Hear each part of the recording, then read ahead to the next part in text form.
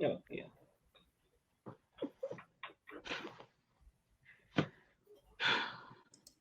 Good morning, everyone. For anyone who doesn't know me, I'm Tanya Washington. You've probably seen me around if you haven't had me in any of your leadership sessions.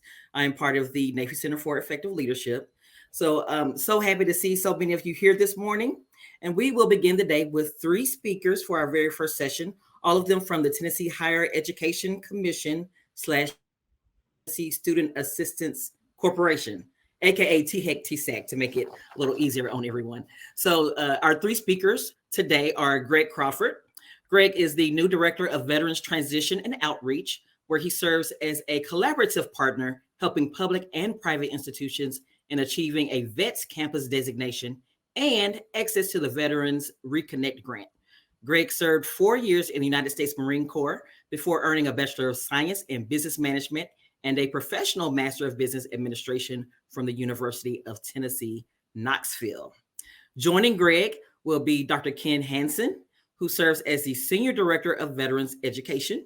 He assists in managing operations for conducting school approvals and compliance surveys for implementation of federal veterans education benefits. He's also managed state veteran initiatives such as Veterans Reconnect Grant.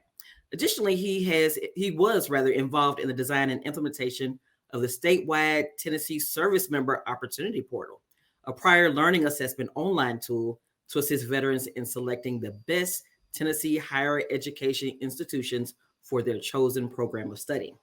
Ken previously served as the Director of Veterans Affairs and Adult Learners at Volunteer State Community College and is retired as a major from the U.S. Air Force after nearly 23 years of service. Wow. Felicia Orr will be joining Greg and Ken Hanson. Felicia Orr is the Director of College Access. Her career in higher education spans over 19 years. In alignment with the agency's mission to relentlessly focus on increasing the number of post-secondary credentials within the state of Tennessee, she works closely with the largest public school district in the state to help accomplish the goal. Felicia provides outreach and training in addition to consulting with post-secondary financial aid offices to improve program effectiveness, compliance, and efficiency. Felicia holds a bachelor's degree in communication and master's degree in conflict management. She's also a proud UT NAFI Center for Effective Leadership Institute for Public Service graduate of the 2017 Tennessee Government Management Institute and 2019 THEC Leadership Academy. I'm glad to throw those in there. Now we will hear from Greg, Ken, and Felicia on navigating higher education in Tennessee during a global pandemic. Thank you so much. It's such a pleasure to have the opportunity to talk to each and every one of you today. You know, this has been a unique and a trying year for not only for ourselves, but also for students and parents throughout the entire state of Tennessee.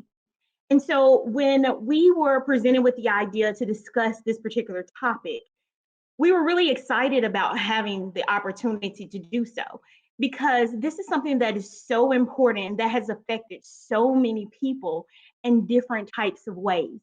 And so when you think about our mission at the Tennessee Higher Education Commission, our mission, go ahead, is to be relentlessly focused on increasing the number of Tennesseans with a post-secondary credential. And so during this time, a lot of people were in a place where they weren't quite sure what was going to happen. And for us as a state agency, we had to figure out how were we going to accomplish our mission? How were we going to accomplish our goals? Because our overall goal was to help Tennesseans get some type of post-secondary credential. And so from an outreach standpoint of view, we had several different things in mind as to what we should possibly do. So let me take you to the next slide. So the next slide shows you that our agency typically will do several different presentations about paying for college. because one way to help individuals get a post-secondary credential is to help them be able to afford it. And so what we do oftentimes is we travel the state of Tennessee and we talk to students and parents and different individuals about different college opportunities and how they're going to go about paying for it. Now, if you're looking at this screen and you have your cell phone with you, I want you to take a minute and take a picture of this QR code.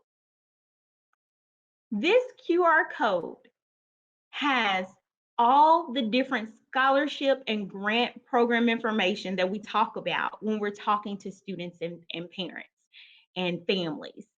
And so, paying for college is one of those things where it could be broad because there are different types of people that are in different types of situations. Sometimes as an adult, you yourself may be thinking about going back to college. You may have children who are going to college. So when we think about paying for college, we try to design programs that cover the whole gamut of different things. We want everybody to understand that they can go to college. There are programs available, and all they have to do is get the information and apply. So I just said a really important thing. All they have to do is get the information. So how are they going to get this information in a global pandemic? Next slide. Well, as an outreach team, we had to come up with a strategy and a timeline. But before we go on to the next screen, I want to talk a little bit about the timeline for us. When we first got the news that something big was happening, we had to totally shift what it was we did. So I remember for me, it was March 12th, March 13th, somewhere around there. I remember getting a phone call that said, well, first it was a text message. It was just like, hey guys, we need to have a meeting. And I thought, okay, what are we meeting about? And so one of my colleagues put on the messenger that she was somewhere, but she had a little time in between. And the response was, okay, we still need you to step out. And I thought, man, whatever is going on, it's serious. And so go ahead and go to the next slide for me. So throughout the state of Tennessee, there are 8 of us within the College Access and Success Division in our outreach division. And so we travel the state, and so that's why you see the little car. And some of us at times may work from home. But when we receive this information, we pretty much so went from park your cars to work completely from home. And for us, it was, what in the world is going on? What do you mean park our cars and, all in person visits? Because we did a lot of visits across the state. So, if you're looking at this map, you'll see it's color coded. There are different individuals that work different areas. We do presentations. We talk with colleges and university administrators. We talk with community leaders and legislators and just anybody who's willing to listen. We talk to them about scholarships and grants and how to go about going to college and and all of that. And now we're suddenly in a different space. We're in a space where we're shifting from in person to totally virtual. And so for us, that was really different. Go ahead and go to the next slide. So our virtual presence became virtual office hours. And so what that meant for us, whereas we would go and we would talk to counselors at high schools, for example, or talk to admissions or financial aid individuals at the colleges and universities, we had to schedule appointments through virtual offices. So we ended up having to get WebEx accounts. So all of us got WebEx accounts so that we could have our own virtual office. And we began to send out emails to different individuals to let them know that if they wanted to talk to us, they could talk to us in person, well, virtually in person. Okay. And these virtual office hours that we created were also shared with schools to share with students. Because keep in mind, when we first heard this information, it happened in March. And so for the class of 2020, they were depending on us to help provide them with additional information and answer some questions that they had, and just, those last minute people who didn't do what they were supposed to do, but they really need the help now. Yeah. So it was just a big mess starting out. But beginning Monday of April the 6th, we really began to shift to Paying for College 101 webinars. And so these webinars were designed to essentially do what we do in person, but to bring it to the screen.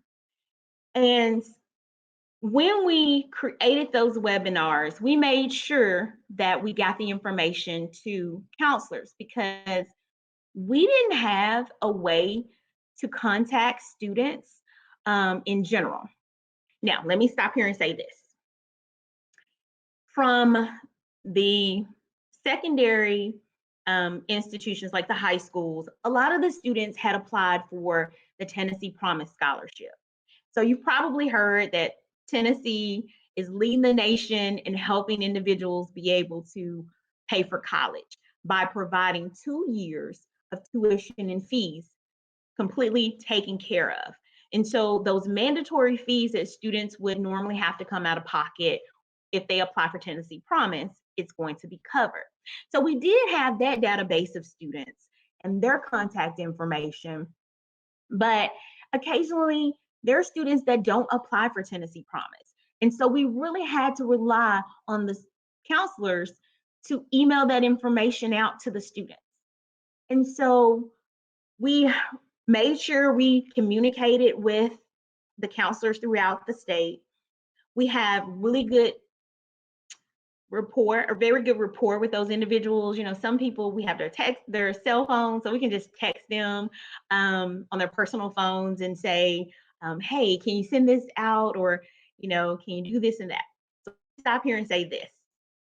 Building relationships is so important, because you never know when you meet someone or when you interact with someone, you never know what type of interaction you're going to have with them at a later time, and how you may need them and how they may need you. And so those relationships that we had built throughout the state with those counselors and those individuals in those financial aid offices, it really paid off. We also recorded versions of different types of financial aid presentations that could be shown to families at a later time. Next slide.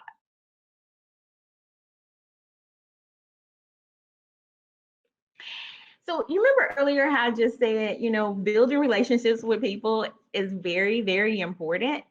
And so since we shifted to the virtual environment, not only were we in the virtual environment trying to get the information to families, there were community partners that were in the community trying to get information to the constituents that they work with, the partners that they work with.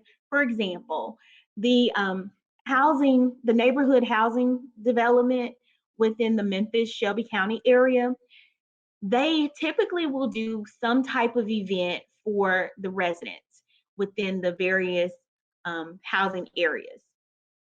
And typically this is done at the library. They'll have someone like myself come out and I'll talk to them and talk to the individuals about furthering their education, about going to college, taking courses, all of that.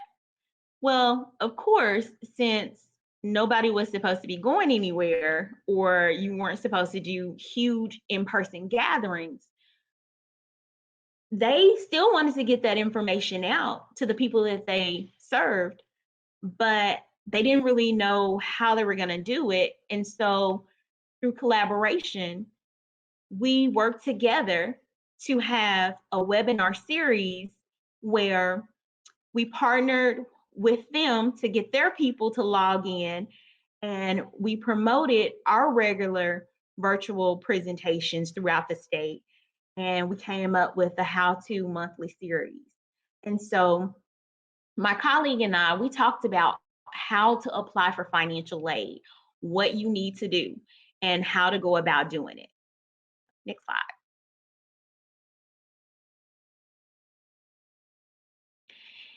And so that series continued on. So we created a webinar series during the spring.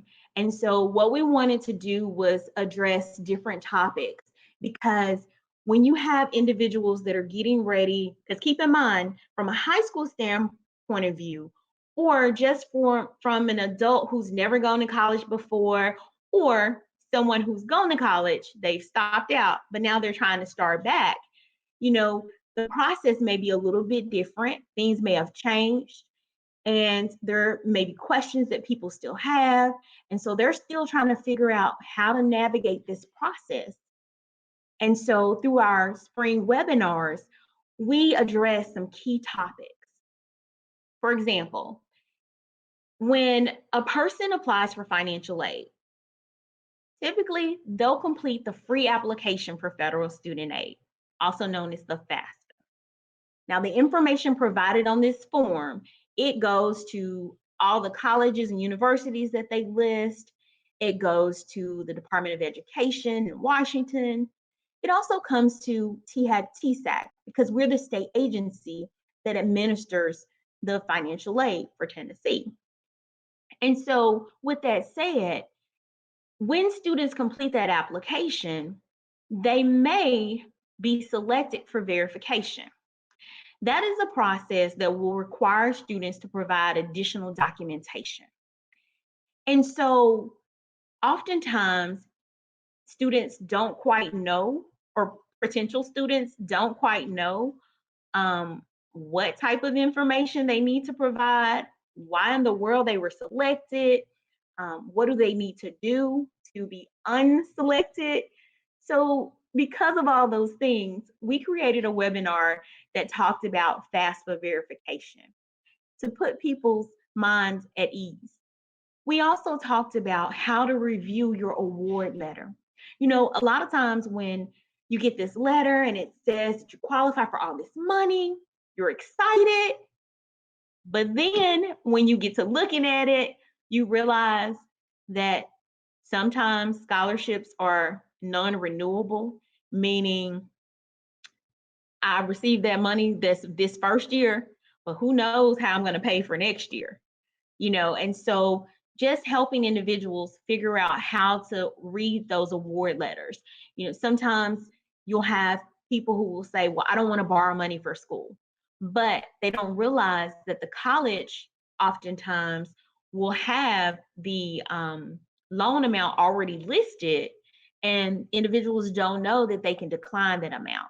So just understanding how to read that award letter. We did webinars based upon that. We also talked about the Hope Scholarship, you know, how to keep it. You know, some years ago when the Hope Scholarship first became popular, like when everybody was talking about the Hope, now everybody's talking about Promise. But when everybody was talking about the Hope Scholarship, and you can get a scholarship and the money comes from lottery tickets, sales, right? Well, you can't just hope that you receive the Hope Scholarship. You don't just get it because you hope you get it. You have to meet certain criteria. And so students needed to understand that they needed to have a certain ACT score or a certain grade point average. And then if you start college and then you decide, oh, I think I'm gonna sit a semester out, you've basically lost your Hope Scholarship because you can't just sit a semester out.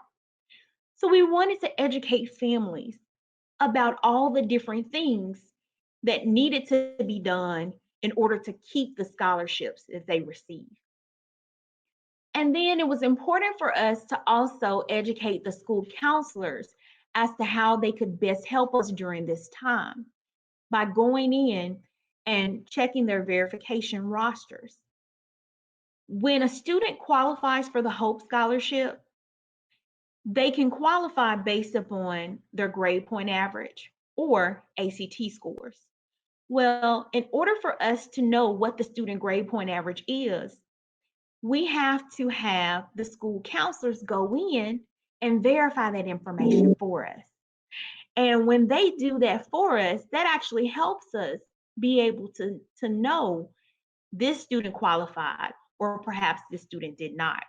And so just educating counselors as to how to do that process was really important because, of course, you had some seasoned counselors, and so they knew what to do. But then we were really concerned about those new counselors that may have started the pandemic year. And so we had to make sure that we supported them as well. Because as students navigate through this process, these are all players in the navigation system. Next slide, please. So we also wanted to make sure that the class of 2020 was taken care of in terms of some of the different rules and regulations that would be in place at a normal time that they didn't necessarily hurt this particular class because times had changed. So what I mean by that is the the high school students that are enrolling in the fall semester, typically those individuals would have needed to have a national ACT test score in order to qualify for the Hope Scholarship. So if those students didn't have the required 3.0 GPA, they had to have at least a 21 on the ACT. And in the past, we didn't accept residual test scores. And so what we did for the class of 2020 is we basically said, we're willing to accept test scores that are residual. Now, the residual test scores, for those of you that are like, what is a residual test score? These are typically ACT tests that are taken at a college, and the college says this score can only be used at our college. Whereas if a student takes the national exam, the scores can be used anywhere. And so that was something that we took into account because ACT testing centers were closed. So where students could normally gather and take the ACT, they couldn't do that.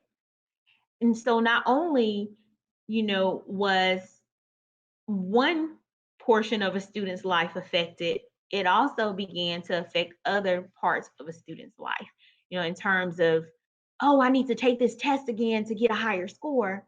Well, now the testing centers are closed. So let's go to the next slide.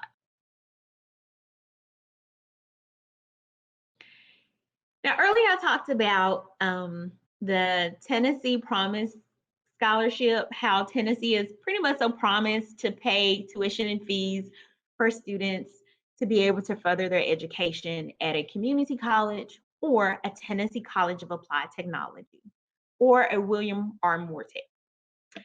Well, for the class of 2020, there were some changes put in place. Typically the way the program is designed, when you graduate high school, you have to go straight into somebody's institution of higher education in the fall. And if you're doing a TCAT program, you would go to the TCAT in the fall or during that particular term. Well, of course, we encourage students to be full-time, but with what was happening with the pandemic, we changed a few things to try to take into consideration what was going on. And so for that particular fall, we allowed students to enroll less than full-time, and they still could receive the award, and they didn't have to go through an appeals process. Now, if there was a student that needed to sit out a semester, they could go through an appeals process, because at one point it was just pretty much, so no, you don't sit out, you just go straight through. And then the enrollment status changing, we had it set where the students would be able to appeal to the college, so that if I had to drop from, say, full-time to part-time or what have you. So go to the next slide, please. Well, today is October the 1st. And for some of you, it may just be another day. But for us at TSAC, it's like our Super Bowl. This is when the free application for federal student aid opens, the FAFSA. And so this is the gateway application for students to be able to apply for our state scholarships and grants, our Hope Lottery Scholarship, the Tennessee Promise Scholarship. It's one of the requirements in order for them to keep that scholarship. If adults are looking to go back to school, then they're going to fill out the FAFSA. If individuals currently enrolled in college, they're going to have to fill it out, because you do it every single year. Well, I say all that to say that the pandemic began in March. And so when that fall semester came, it was FAFSA season. And typically during FAFSA season, we're at schools, churches, because there are some churches that will set up computers to help the community get the application done, colleges and universities conducting FAFSA frenzy events, and just different types of events to help families be able to fill the application out. But guess what? We couldn't do that. Why? Because we were stuck behind a computer screen. So we had to get creative and figure out, how are we going to help families be able to do this application? Next slide. So one thing that we did, because we knew that people were going to have problems with doing their application, and for kind of backing up and talking a little bit about when the pandemic began. So to give you some context, October the 1st, FAFSA opened. So for the class of 2020, basically they filled the FAFSA out in October of 2019, okay? But you still had individuals that when you rolled over into 2020, there were still people who were filling the application out, or maybe they filled it out in 19, but they didn't do something right. And so they were getting error messages. So what we did as an agency, we emailed 7,700 seniors with FAFSA issues to say, hey, there is a problem that could very well keep you from receiving aid. We emailed 13,000 seniors that were selected for FAFSA verification to let them know, hey, you've been selected, which means that when you get ready to start college, you're going to have to provide additional documentation. We also looked at the fact that there were 600 seniors who would be eligible for our Tennessee Student Assistance Award. Back in the day, You all probably called it the TSAT grant.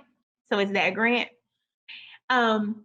So we realized that there were students that very well could have missed out on this particular money. So we emailed them. And then there are students that will put that they are graduates because the application will ask when you began college and that this particular, whatever the year is, it'll say, what will your grade level be? And a lot of high school students will put, I'm going to be a graduate. And that is the wrong answer. Therefore, their funding is it's held up until that is fixed. And so we had to email people. We also established a helpline to make sure that individuals could call us to ask questions and that we could help them resolve their issues that way as well. So, next slide, please. So in the fall, we came up with an overall strategy plan. So we decided to update our one pagers, meaning we, just like you took a picture of that QR code and it pops up all the information about the scholarship and grant programs. See, typically we have a brochure that folds out, but due to the pandemic, we couldn't print those. And we had to figure out how are we still going to disseminate this information. And so we had to create a PDF. We also said we're going to do these short videos, just snippets here and there, hitting those key topics that would be interesting for counselors and families. We created our Paying for College webinar series. We also helped families complete the FAFSA by, we actually did a statewide FAFSA frenzy where we had breakout sessions and we paired students with individuals who were trained to help them complete the FAFSA. And we also had individuals from the school system, even my sister, she was willing to translate because we had a family that signed up and said that they needed Swahili translation. That request, we thought, oh my goodness, who speaks Swahili? And I was just like, I know somebody who does. My sister actually does. So yeah, we are all about making sure you are covered. And so those are some of the things that we did. We took virtual appointments, and as I mentioned before, we had that helpline. And so that was like the after-hour call center line. Now, these things were open to everyone. Next slide. But high school students and their parents, they utilized it. We actually had adults to utilize it as well. And so our goal is to make sure that we try our very, very best to help families during this time of change, during these challenging situations, because at the end of the day, we want them to triumph. And so with that said, I want to turn it over to Dr. Ken Hanson. Well, good morning, everybody. Hope everybody's excited listening to all these conversations. It's always a challenge to follow Felicia because she's always so positive and uplifting, and I got to try to keep that momentum going as everything goes on here. So appreciate everybody for attending this today. I'm sure everybody's glad that it's also Friday, so that way you can enjoy the weekend. So Felicia already talked about how THAC and TSAC help out students across the country. As you notice, a lot of the schools and the students that Felicia works with are often the traditional student, those 18 to 24-year-old students. And they're trying to get those students from high school into college, whether that be a college, community college, university, TCAT, what have you. Our goal is we work with the veterans. So we have a much smaller, unique group that we work with. To get this started, I kind of need to kind of describe what my office does. Greg's here, Greg Crawford. He works with veterans also, but in a different perspective than I do. My office is the Tennessee State Approving Agency. We work with TSAC. We're state employees. We are part of TSAC just like everybody else. The only difference is that we are actually contractors with the Department of Veterans Affairs. So we work a little bit differently. So our option is to work with what you've probably heard many times, the GI Bill.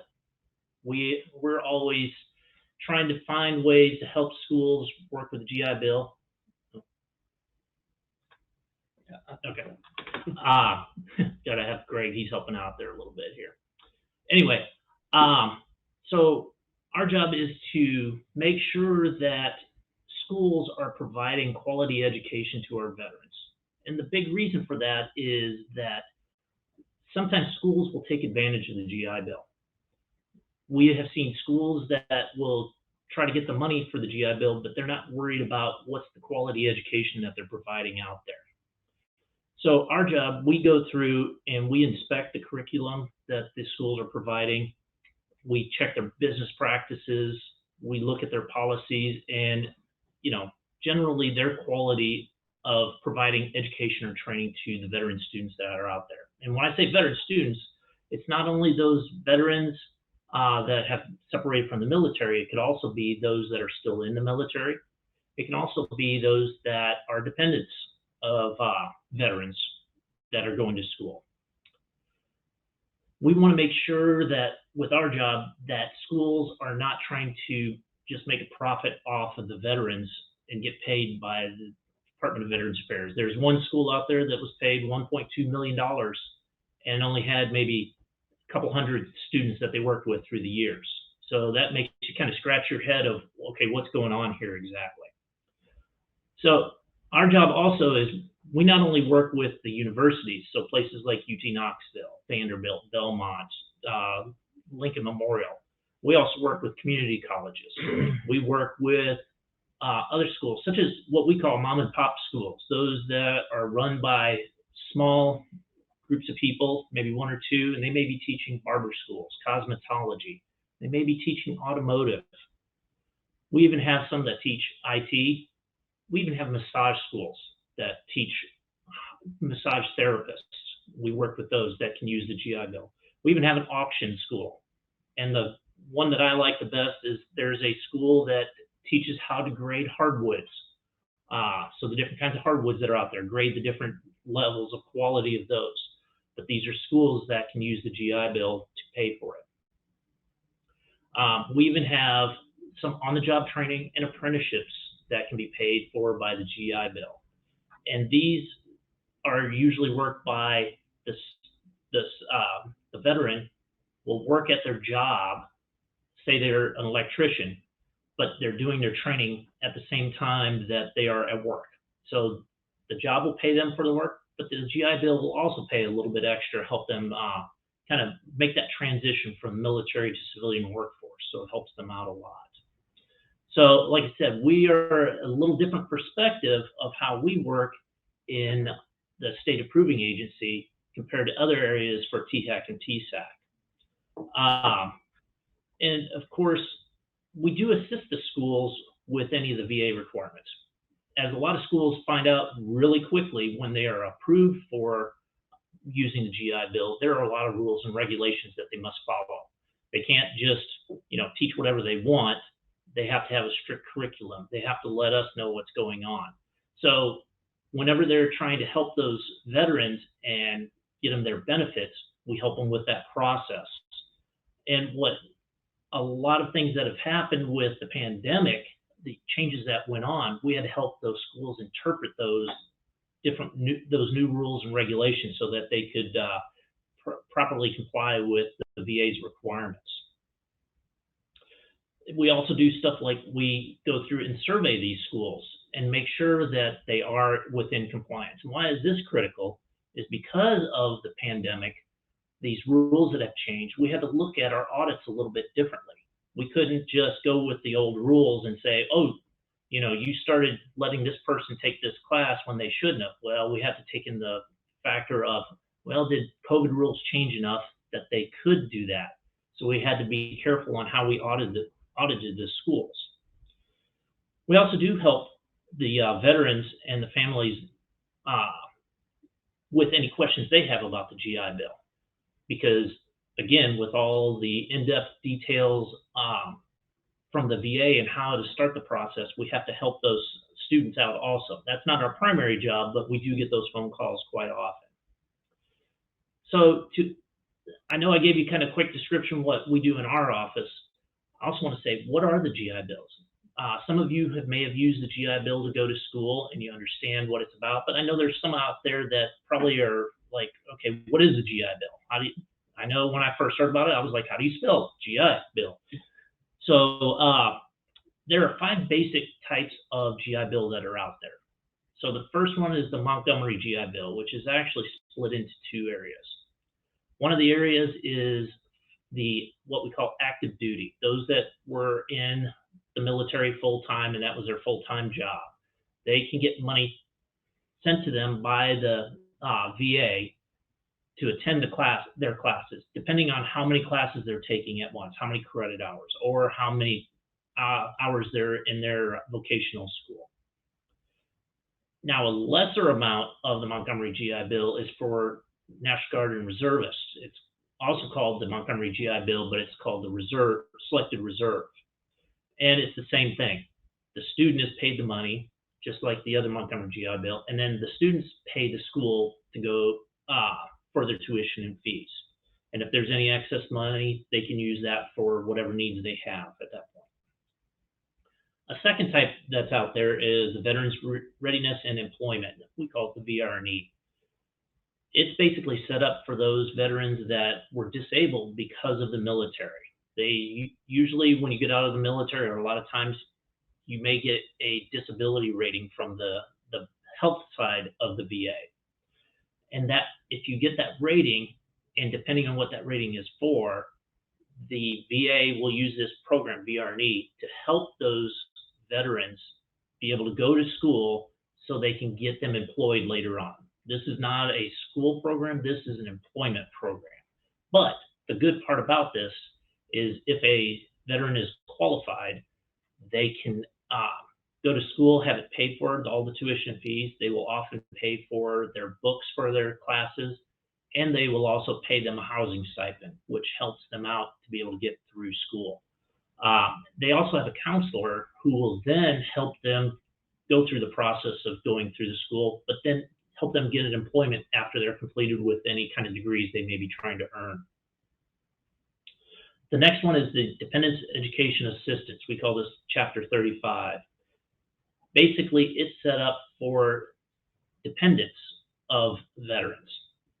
The way to qualify for this, though, is the military veteran will be either 100% disabled and can't work, or they are deceased because of military service. If this happens, then their children or even their spouse can earn this chapter or this type of GI Bill so that they can go to school. It's kind of similar to the Montgomery GI Bill because in this case, the student who earns this GI Bill will have the money sent to them, and then they pay the school from there. Neither one of the Montgomery GI Bill or Dependents Education Assistance may pay for everything, but it sure does take a good chunk out of it for them and help them be able to go to school. Now, the final one that's out there is the best one of that most military members like to have, and that's called the Post 9/11 GI Bill. It's the Chapter 33. The student or the veteran can earn up to 36 months of education benefits that they can use. And when it says 36 months, that is actually the days they are attending school. So what might be 36 months could actually get them a 4-year degree, depending on how they use it. It pays all of their tuition and fees for any state schools, and it can pay a substantial amount for the private schools that are out there. Some schools will even enhance that a little better if they can be qualified with using a yellow ribbon program. And that yellow ribbon program can pay for a little bit of that excess amount that the GI Bill doesn't pay for by itself. Another thing about this is that the tuition and fees are paid directly to the school. So it's different than the other two that I talked about, the Dependents Education Assistance and the Montgomery GI Bill. That alleviates a lot of the pressure for the student. It also makes sure for the school that they get their tuition and fees that military member is eligible for. Along with the post 9/11, the tuition fees, the student can also get housing allowance. And I want to really emphasize this one because the housing allowance is what really was affected with the pandemic that went on. And I'll explain that here in a little bit.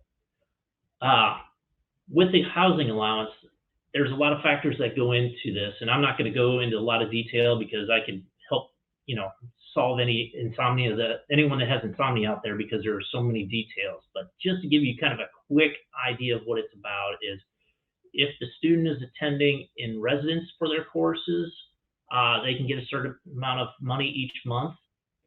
If they're doing online courses, they can get a certain amount of money. So for an online course, they potentially can get about, if they're going full time and are eligible, they could get around $800 a month while going to school. Where if they're doing a residence course or all residents, they could get up to $1,900 a month in the state of Tennessee, depending on where they're at. Could be a lot less, could be a little more, but those are just some general ideas. So if they're doing all online, they're not making near as much compared to if they are doing residence courses. So this is what, like I said, what really got affected by the pandemic that was out there. Now with the post 9/11, this is the one we have to be very cautious with, and that's where my office is critical, is we have to pay attention to what the schools are doing with students. Are they trying to entice the students to come to their school because they want more of the payments from the GI Bill? Now, we understand schools are going to try to do everything to get a higher enrollment. That totally makes sense. The question is, are they doing it to help enhance their enrollment and so they can continue with their teaching and provide quality education? Or are they doing it just to get a little bit more money? So that's where my office comes into play, and we try to watch that carefully. And with the pandemic, that was even something we had to look at even more carefully. Okay, so along with this also, because of the housing allowance, this becomes critical to the veteran out there, because the veteran is not your traditional 18 to 24-year-old student. They're often a little bit older. They may be 22 to 24. We have them all the way up into their 40s, 50s, and 60s, depending on what they're eligible for. So since that housing is paid monthly and it can be a substantial amount, it helps supplement their income while they're going to school. So it can help them pay for their housing. It can help them pay for their food, travel to and from school. It can help pay for their bills. So that way it can help them continue to go to school and maybe get that certificate, that diploma, whatever they need to move on to the next level and get employment. And we always try to emphasize to those veterans and military and dependents that are using the GI Bill that use it as a supplement. Don't depend on it, because trust me, we have seen this hundreds of times, that as soon as they start depending on it, something will happen, and next thing you know, they don't have that anymore, and they're trying to figure out how they're going to pay their bills after that point. So it's definitely something that it helps them, but it doesn't solve everything. So we always try to emphasize that to all the students. And with the pandemic, that was critical. So like I said, I'm not going to go into a great detail on all the GI Bills, but I want to kind of give you an understanding about these, because it affects what the VA was doing to help these veterans and dependents that were using these GI Bills. So last March, COVID, of course, hit. Alicia talked about it, and it caused, of course, issues for the schools. So immediately, as soon as it hit, schools were trying to, stand back and go, how do we deal with this? Some of the schools closed a little bit longer luckily for some schools, they were having a spring break. So what they told their students is, okay, we normally would give you a week. Well, now we're going to give you a week and a half or 2 weeks. That allowed the schools to reshift their gears and say, okay, are we going to do online courses? Are we going to do video? How are we going to do this to help the students finish out the semester? Some schools even had to go as far as close until they could make changes at that point. And it was justifiable because they wanted to protect their staff, their faculty. They also want to protect their students from COVID because no one knew how the COVID was going to react with close quarters. You could have a classroom that you have 40, 50 students in a small area.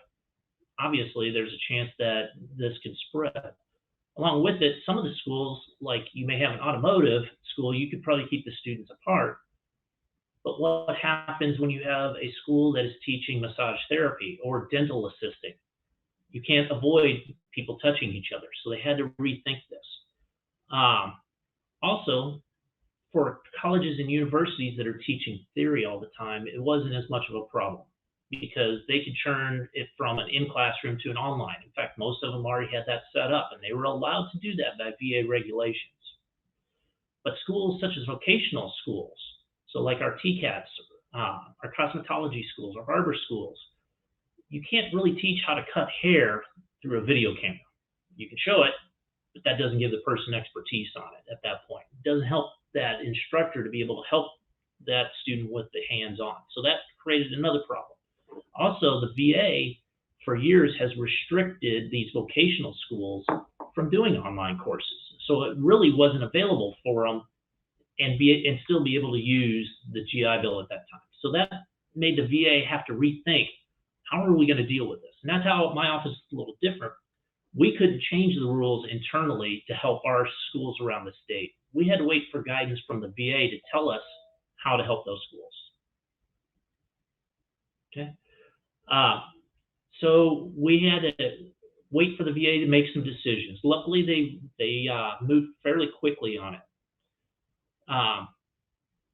But they didn't want to make dramatic changes because they knew they had to be careful of those schools that were going to take advantage of it at that point.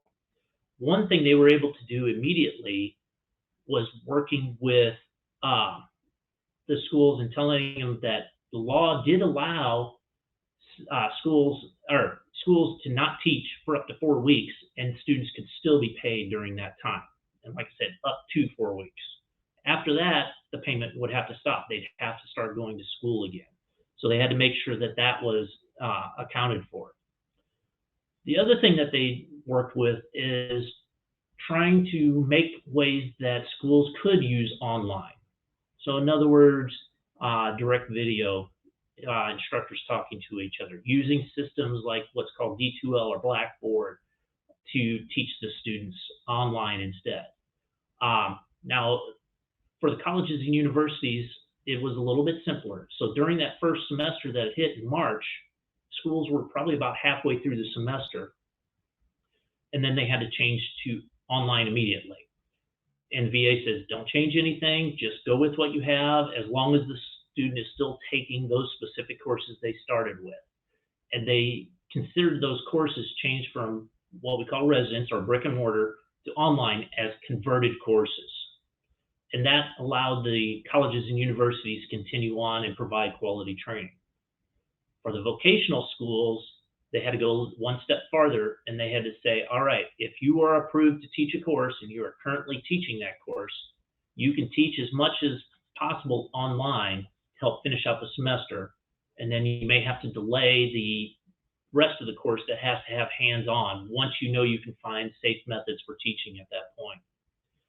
So they said, with this, you can do this, and this was March, you can make these changes up until December 21st, 2020. And then, so that helped them get through the first semester, but then there were follow-on semesters. So the VA said, all right, schools, you can continue with those processes, and you can change the summer and the fall and whatever semesters in between. You can change them to converted for those courses that are normally residence courses, but now are basically online courses, but you need to track it so that way they knew how to pay the students. Now, again, like I said before, why is this important? Because if they would have said all the courses went to online, the housing allowance for those students would have sometimes dropped substantially, sometimes even in half, and it would have hurt the students, which then they would have dropped out. So they had to be very cautious on how they did this. So this allowed the veterans to be able to maintain that same level of housing allowance throughout the rest of the year until December 21st. Okay. So with these changes, we had helped schools figure out how to navigate these new rules, because along with these changes, there were some other rules that we had to work with. So we were constantly in contact with schools on, okay, how do we certify this information to the VA? How do we know what's a converted course? How do we know what students are going to be paid? How can we best help them and also maintain our quality of education? So that was a lot of what we were doing for those first few months until it was all worked out. Now, that got us through that part through December 21st, 2020. Well, during that same time this was going on, the U.S. legislature was also working on a bill to also help out with COVID, but it also helped out some other details for VA, but I'm not going to go into that for right now. But on January 5th, 2021, President Trump signed Public Law 116.315. One of the biggest pieces that helped out for the pandemic was it extended that December 21st, 2020 date, and it extended to December 21st, 2021. So that gave schools an extra year to be able to work, considering the pandemic had not been fully resolved at that point. So that helped out there. It also gave veterans some additional assistance, because prior to COVID, if a veteran wanted to withdraw from their classes, there were about 8 circumstances where they could withdraw and they wouldn't lose their housing allowance that they earned up to that point. So say if a student made about halfway through the course, realized they had to deploy for the military, or they got sick or had to move, the VA would allow them to keep that money, and then still be able to go back to school later on. Now, of course, they wouldn't have been able to finish it off, but it helped out that way. Well, with this new law, it also gave them more options of, well, if due to COVID, you had more problems with childcare because you couldn't find someone to take care of your children. You had to take care of additional family members because of COVID that caused problems, or even if they were sick, it gave them more options to work with so they could withdraw and they're not losing their money, and it could affect their livelihood. And as you know, a lot of times if you lose that money, oftentimes you don't want to go back to school again because you can't afford it. It also helped the people that were working in OJTs and apprenticeships. Normally, when it comes to OJTs and apprenticeships, the person that is being paid by the VA, to get their full amount of benefit while they're working, they have to work 120 hours a month. So in other words, 40 hours a week. Well, that during normal circumstances wouldn't be a problem. 40 hours a week, we all do it quite often. Well, what happens when, your company shuts down because of COVID, or if they have reduced hours because of COVID, all these different details. So this law allowed them to reduce the number of hours that were required for their benefit, so that way they could still maintain the same amount of money they were earning from the VA. So these changes in that law really helped out to continue this process. Now, I did mention that December 21st of this year, this goes away. So we just have information just recently that we need to start working with the schools and figure out what's their plan. Because once that hits, then all the previous rules that were in place prior to the pandemic hitting are back in play. So they can no longer be using these converted courses online. And if they are a vocational school, they can't be using distance unless that piece of the law changed somewhere. So that is the important part of our job, is to make sure that we communicate with these schools to know, hey, this is coming up. How are you going to respond to it? What kind of assistance can we provide at that point? And by the way, make sure you're following the rules that were in place prior to that and make a difference.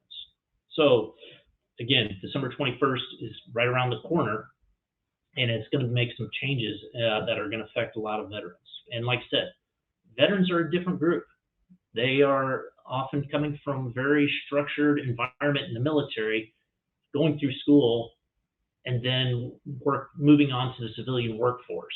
So what they need a little bit different assistance. So that's one of our goals, is to try to help them with their GI Bill so that they can get through and move on to the next step in life, and help them out at that point.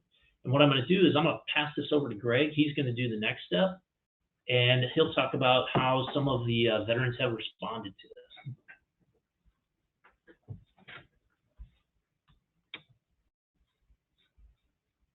Sorry, I have to find the mouse.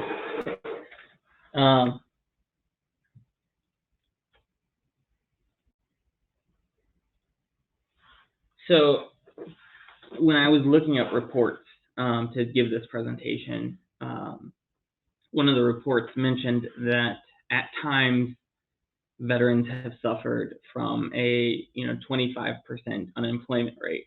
I was like, man, that's kind of high. Economists tend to think that healthy unemployment is anything under 5.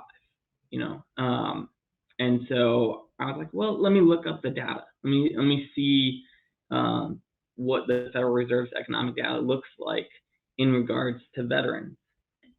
And so that red line that you see is all veterans. That's Vietnam era, that's Desert Storm era, people who are secure in their career and their path. And it's still rocky, with the gray shaded areas that you see are the recessions. And so with recessions, you have massive unemployment.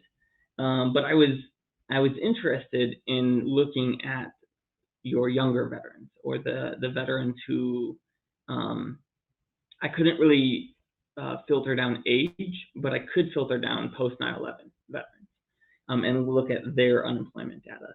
And it jumps up significantly, and it's very turbulent.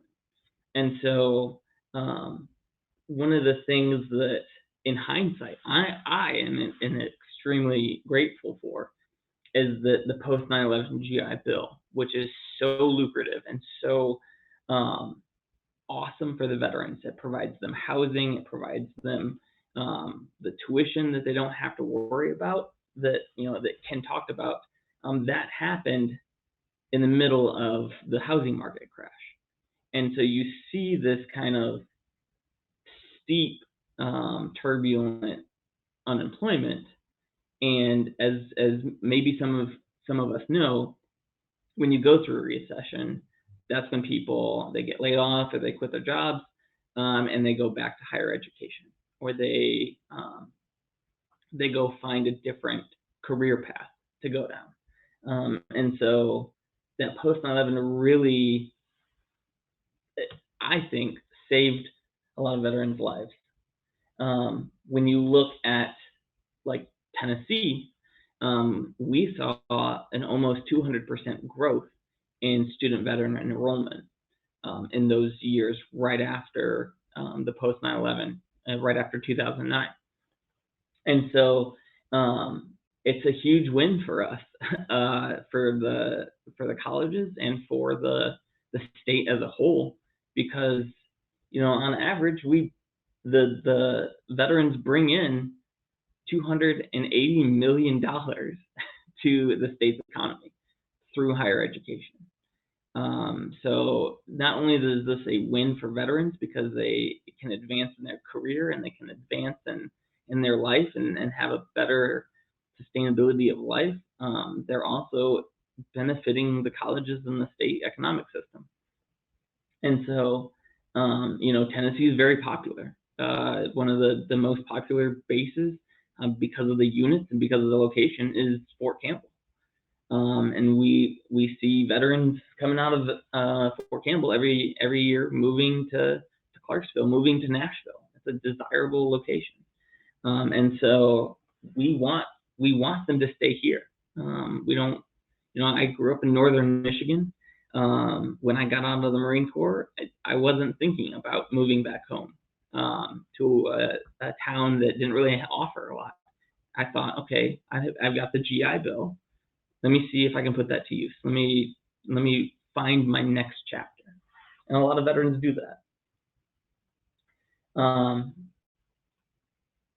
So we started thinking about, why Tennessee? What can we do to develop a strategy for veterans to see Tennessee as a #1 destination for them to get their education, to get employment?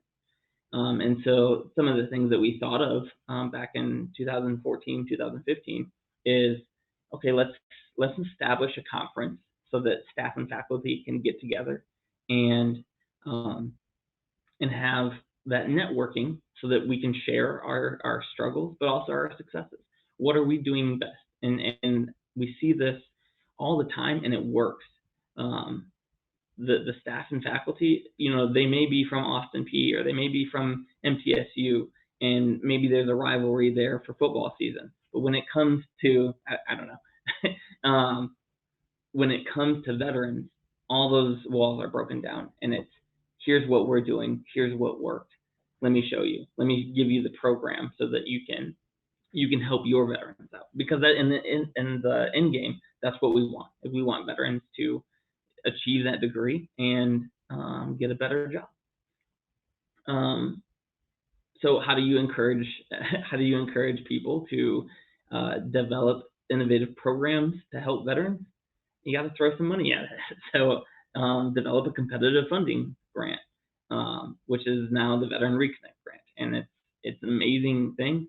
And when you go across the state, people love the Veteran Reconnect grant because it gave them a chance to help their veterans. Maybe one of their best employees, their champions, were hired under this program. It allows them to kind of experiment with, okay, let's try out a veteran orientation or a peer mentorship program. And it's funded by the state. So then we also wanted to create this online, comprehensive online resource, which is the Service Members Opportunity Portal that I think was mentioned in Ken's bio. And when you go across the state and talk to the student veterans, one of the biggest things that they talk about is, I started here, but my military credits didn't transfer into college credits, which is a shame, but it's something that we need to fix in society. And so we're working really hard to get schools to recognize military credits and showing them that, a lot of people think of veterans as, they join the Army, put a gun in their hands and go off overseas. But the military as a whole is a very broad organization that has people who run the markets, who run the post offices, that are mechanics, that do logistics, that are welders, of all different facets. So they have the skills. How do we get it so that their skills are recognized or their training is expedited so that we're not sending them back through, a 2-year program for something they're already an expert in? So I also want to talk about, a lot of people want to know who are the student veterans. And there's a big chunk of people who, since post 9/11, have joined higher education across the nation. 2.9 million veterans is no small number. And I would challenge to say that is over half of the veterans who have joined the military since 9/11 have then gone on to enter higher education. A bunch of them, and we're still working on the data for here in Tennessee, but nationally, 27% of them are doing business degrees. Almost 15% are in a STEM degree. And then healthcare is a kind of a guaranteed job. So they see that as valuable. veterans are first generation students, and when you look at those benefits, that's a huge motivator for those veterans to go into college, because now they have access, now they have the money, the means to achieve that degree. And so I know myself and a lot of my friends I've talked to, their parents didn't go to college. They don't know anything about the world of academia. So it's all brand new. All the resources and all these things that the colleges are trying to do best for their veterans and for their students, a lot of times the veteran just doesn't know about it, because they, as you see on the right, they're in a family or they're older, and so they're probably employed full time, and so their focus isn't always necessarily on college. That's what's going to get them to the next step, but they also have to pay the bills. They also have to take care of their family. They also have to go to recitals and sports games and stuff. And as we'll learn later on in this presentation, I got to talk to some of the student veterans here in Tennessee, and just how they kind of had to react to this pandemic, and continue their studies.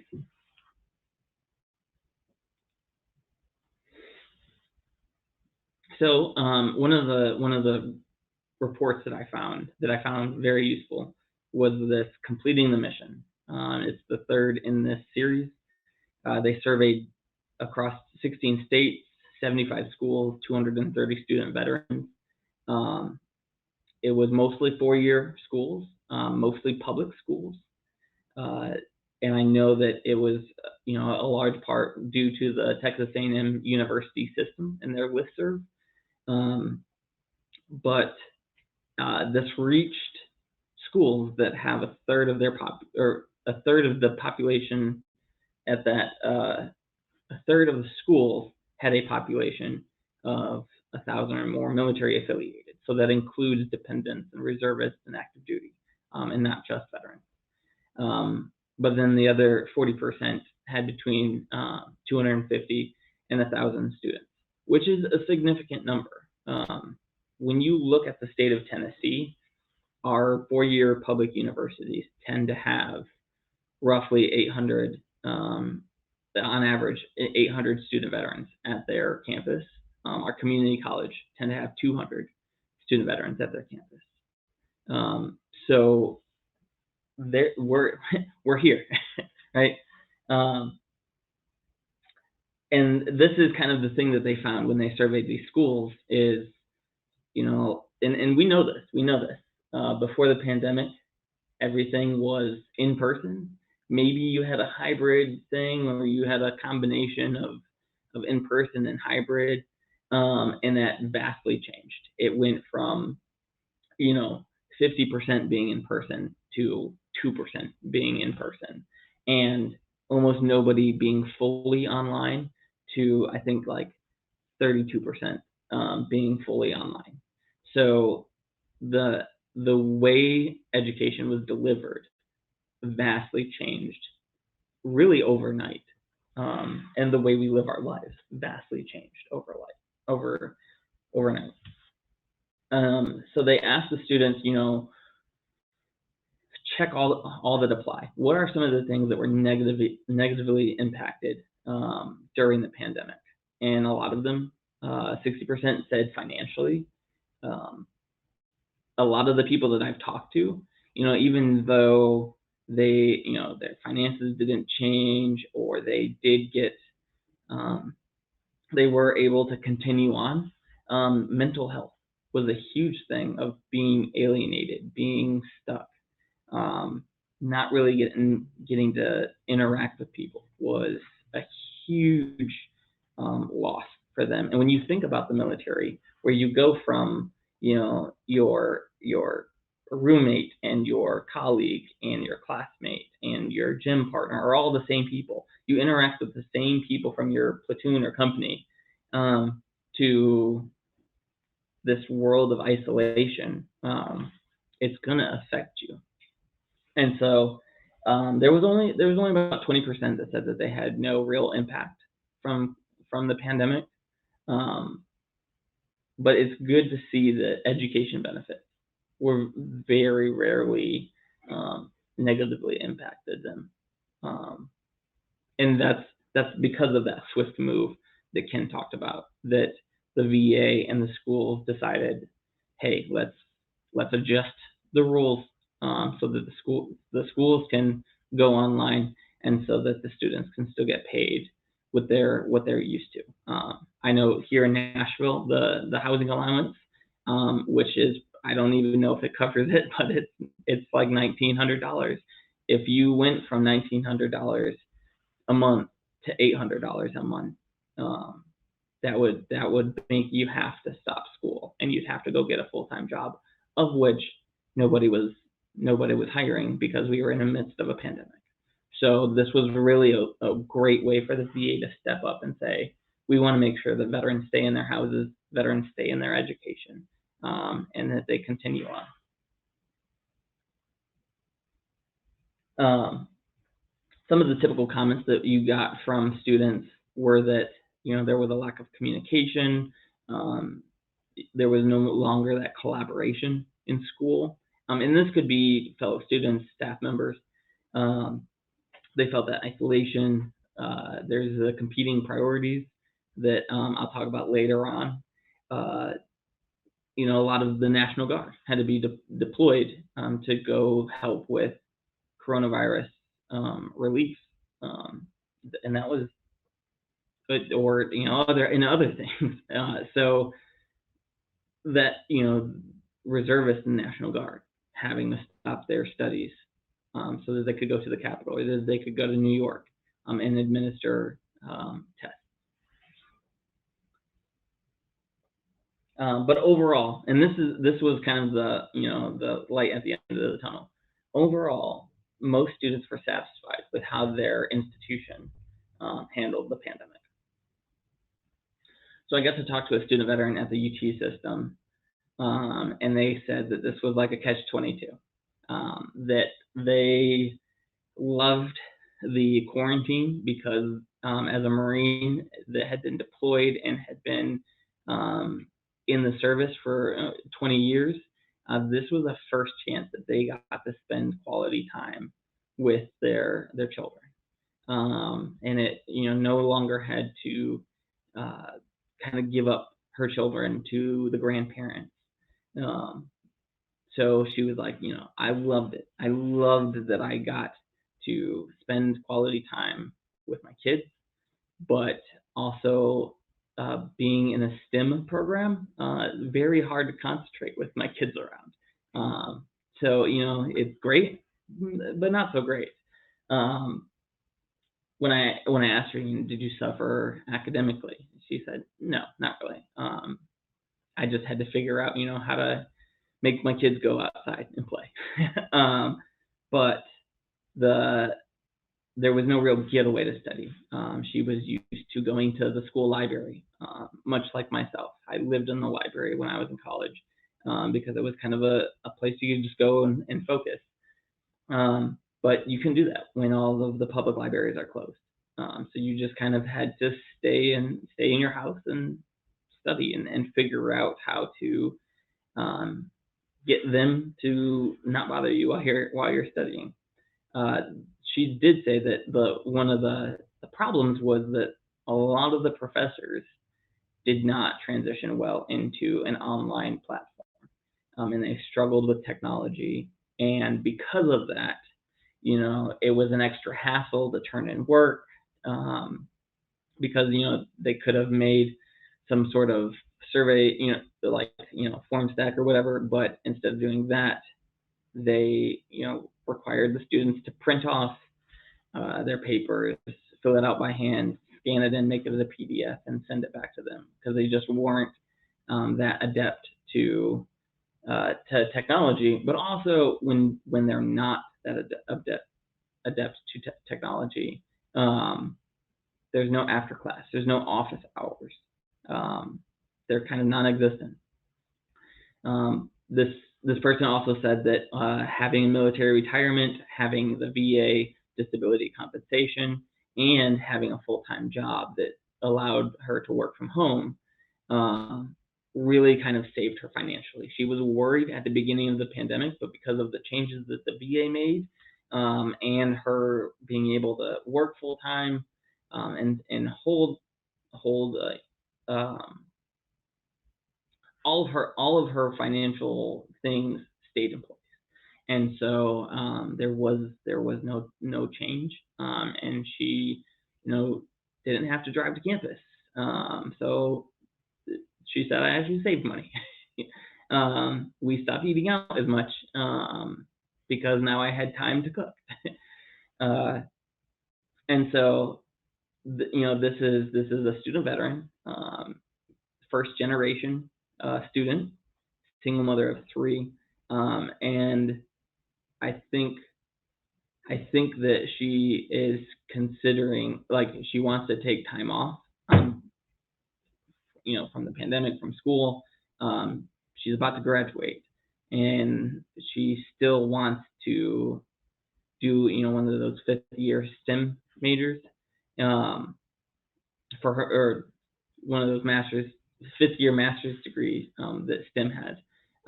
But I think as all of us at some point in time, we just want to breathe and not worry about homework, not worry about school anymore.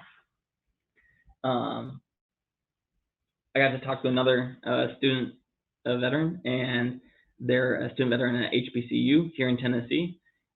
They were in their master's program for public administration. They're employed full time, and that was a real kicker, because when their GI Bill ran out, their employer kicked in, and so financially they were able to maintain status quo.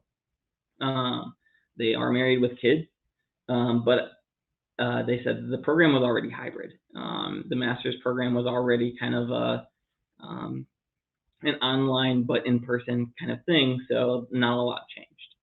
And so when we're sitting here thinking about adapting to change and triumphs and the successes of student veterans, they're still out there. They had to transition from the military life to the civilian life, and so it was an extra transition to go from in-person to online. But one thing I would like you to know is that your veterans and your military, that's what we're used to. We're used to moving on the fly, and so it kind of gave us a little purpose to succeed when all the odds are against us. The findings and challenges of this report, the first one was the biggest one, I thought, was that nearly 40% of the responses saw a reduction in communication from their staff and support system. And knowing how, a student veteran, their average age is like 32. So they already don't really associate with the college life around them. A lot of times interaction and communication with support staff and with other student veterans is that linchpin to a successful transition and to persistence to completing their degree. And so a lot of the findings are some of the things that we already talk about prior to the pandemic, was that schools need to do better with student veteran data collection. They need to really think about having a Veterans Resource Center and having a support staff that is there for the veteran. A student veteran organization is vital. Sometimes it's frustrating, but having student veterans getting together, learning about the resources together, kind of reintroduces that camaraderie that they felt in the military. And so it starts with your student, the veteran orientation, which doesn't necessarily need to be like, and only veteran orientation. But within orientation, make sure that the veterans know that there are resources on campus. Make sure that they know that there are resources out in town, specifically for veterans. But, maybe, I remember when I first got to college, and, because I went to UT, we had to learn how to be excited and sing Rocky Top, and like, it just wasn't what I needed to know in orientation. I was an adult student. I needed to know where the best places to live in town were. I needed to know, what the career services were like at the university. And so services are different for 18, 19-year-olds and adult students who don't have to go through that kind of traditional first-year studies, but still need some sort of orientation geared toward them, which you could do to adult students too, and wrap that all in one. And then let them know about the Service Members Opportunity Portal. We're constantly trying to advance that, but let them know that here in Tennessee, their military credits are going to turn into college credits. And I mentioned Veteran Resource Centers, so I'll close out with this. It's a central location for resources. So it's where your school certifying official is, the person who makes sure that you get the benefits. It's where you can have a mental health counselor, a career counselor. It's where you can have all of these, a table full of veteran resources for them to know about. I encourage you to go to the Service Member Opportunity Portal, but also go to tn.gov/veteran. Find out about the resources that are available to them from the state of Tennessee. This is a place where they can share their military language and culture and celebrate holidays. Most importantly, the Marine Corps birthday. I doubt that. That's the only time they're ever gonna bring cake. It's where you can, like Austin P started this book rental and equipment rental called Text for Vets. Look into that. Find out. A lot of people in the community want to support your veterans, and they just don't know. They don't know that they're there at your college, and so, if you have a place dedicated for veterans, you also have a place where the community and employers can go to find a veteran who is well trained, has worldly experience, and is now highly educated. And so, I really want you to think about, veterans are going to change. Veterans are going to adapt to the change. And our students here in Tennessee, not just veterans, are going to adapt to the change. And we need to adapt with them.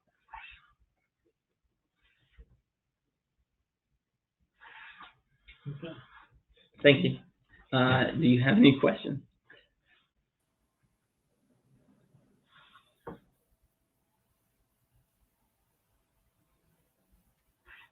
All right, one more time for any questions. I know we provided a lot of information, and I'm sure a few of you are ready for a break, but we're definitely here to help out. We have, we do things between Felicia's office and our office with veterans. We do different things, but we're all there to help support those students, and hopefully they can go get this education and training, and may help your offices someday. They may be that person you're looking for, whether it be that veteran, or maybe it's someone that went straight from college, or high school to college, and they used the Hope Scholarship, they used Promise, and they got their education, and then hopefully that will help your offices to be able to get that person that's going to do a great job and make your office even better. So we're definitely open for questions.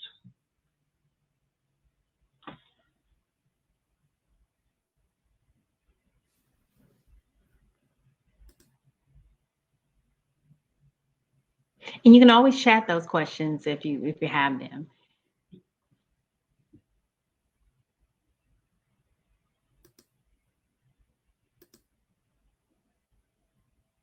So while we give them a little more time, let me thank you now. Thank you, Felicia, Ken, and Greg, for going over how you navigated higher education during the global pandemic. Felicia, I know you talked about how quickly the change came when you said somewhere around March 13th. I was like, yeah, I remember that. That is exactly what it happened. And listen. The reason why I remember that is because I stopped eating out. And so that was around about the last time I ate out. And so just like the veteran student that said she started cooking, I started cooking. You know, I feel like I was always capable, but I never used my skills. So Well, we just serialed out. I had the food delivered to the house. And Ken, thank you for sharing. One thing I know I hadn't thought about was making sure the money flowed. We were like, students went online, okay, fine, but you're like, but if all the classes are declared online, then that takes away from the housing.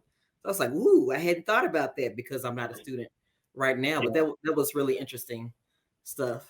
Yeah, it stressed out a lot of students and it stressed out a lot of schools because they knew it could affect them just as well. I bet. Yeah. And Greg, thank you for covering the social challenges. I think some of them we've kind of experienced too. Like, I see my kids a little bit more than usual. And it's like, if they could go into the other room, that'd be great. But yeah, trying to get a degree and learn about other things and even the money and how fast everything went. We appreciate everything you've done for our students. And thank you for sharing the information with us. So again, everybody, I just saw something come in the chat. Oh, Diane said, thank you, speakers. I have shared some of your information with our county's Veteran Services Officer. Yes, and so you've given us information we can share with our circles, within our families, our friends, and anyone else we run into, like, TSAC said you can do this, or call these people. We'll probably send people anyway. Yeah, we work with some of the groups that work with county veteran service officers. So having that connection is always good to have. All right. Well, I don't see anything else coming in. So thank you all again for going over all this information with us. Y'all, it is 10:41 Central Time, so it's 11:41 Eastern. You got a little bit more time to grab a snack. Greg, I believe you said the word cake, and I about lost it then. I was like, ooh, snack. I heard just about everything up to that point, and I was like, cake. Now I'm thinking birthday. Okay, get it. Yeah, that Marine Corps birthdays always have a cake. Yeah. Well, we can celebrate every birthday with a cake. Yeah, that would be good. I'm all for it. So thanks again. And everybody, let's go to lunch and come back at, 12 o'clock Central. Is that right? Patrick will bring us back in a little bit more than an hour. So see you all then. Thank you. all right, thank you.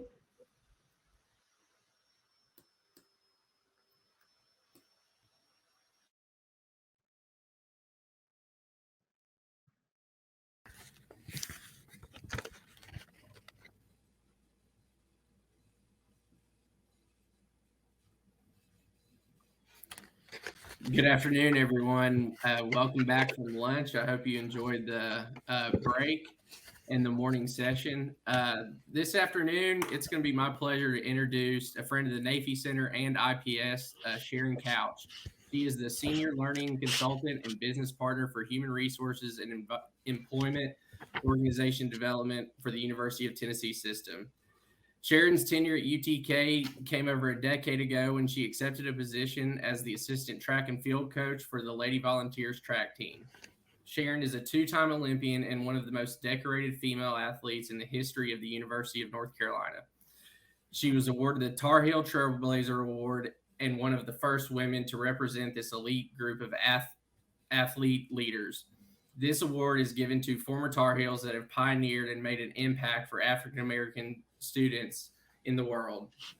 She competed professionally for 11 years after graduating with a degree in communications while making 5 world championship teams and competing all over the world. In 2014, she completed a Master's of Science in Kinesiology. She is currently in her dissertation phase of her PhD in kinesiology focused on experiences of Black women and performance in psychology. Thank you, Sharon, and I'm going to turn it over to you. Hello, everyone. It is so good to know that you are here with me. And I am super excited to be able to share my journey to resiliency with you. At times, it's going to be super uncomfortable because resiliency and getting to become resilient, it takes this thing called failing. And so we're going to talk today about failing forward and becoming resilient. I hold many identities, but the one identity that I had to build that wasn't just natural talent, it came slow and long. And it's still evolving. And that is my resilient self. Other identities that you may have heard about in my bio is that I'm a two-time Olympian.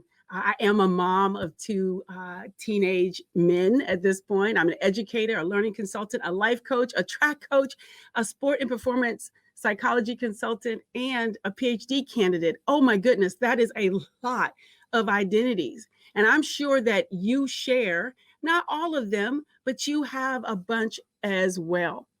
The identity that we're going to talk about today, that we're going to talk about building, is this concept of resiliency. Before we get started, though, I'm curious, and of course, I won't be able, you'll have to put it in the chat for me. And then during question and answer, I'll be able to answer you. But how many of you have met or have known an Olympic athlete?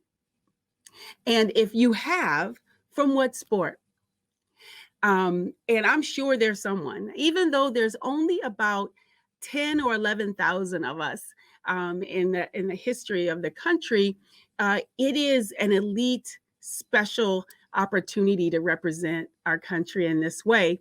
But for those who have not met one yet, today is your day, virtually.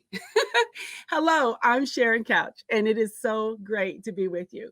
You know, the amazing thing about my first and second Olympics was that the process of becoming an Olympian and growing into the identity of an Olympian prepared me for my now Olympics.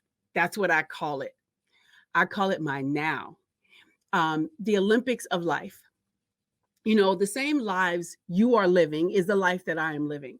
A life filled with obstacles and opportunities, changes and challenges. What I'm doing right now, speaking to you in my new role from my brand new office. I'm 1 month old at the University of Tennessee System, EOD. After 11 years with UTK, I am now in my life Olympics, in my new opportunity, my new climb.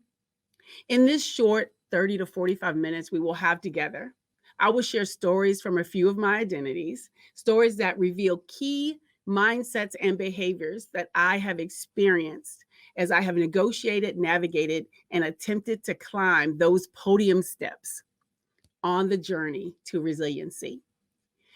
The three key areas we're going to talk about today is flexibility, recognizing when you have an inflexible, fixed mindset.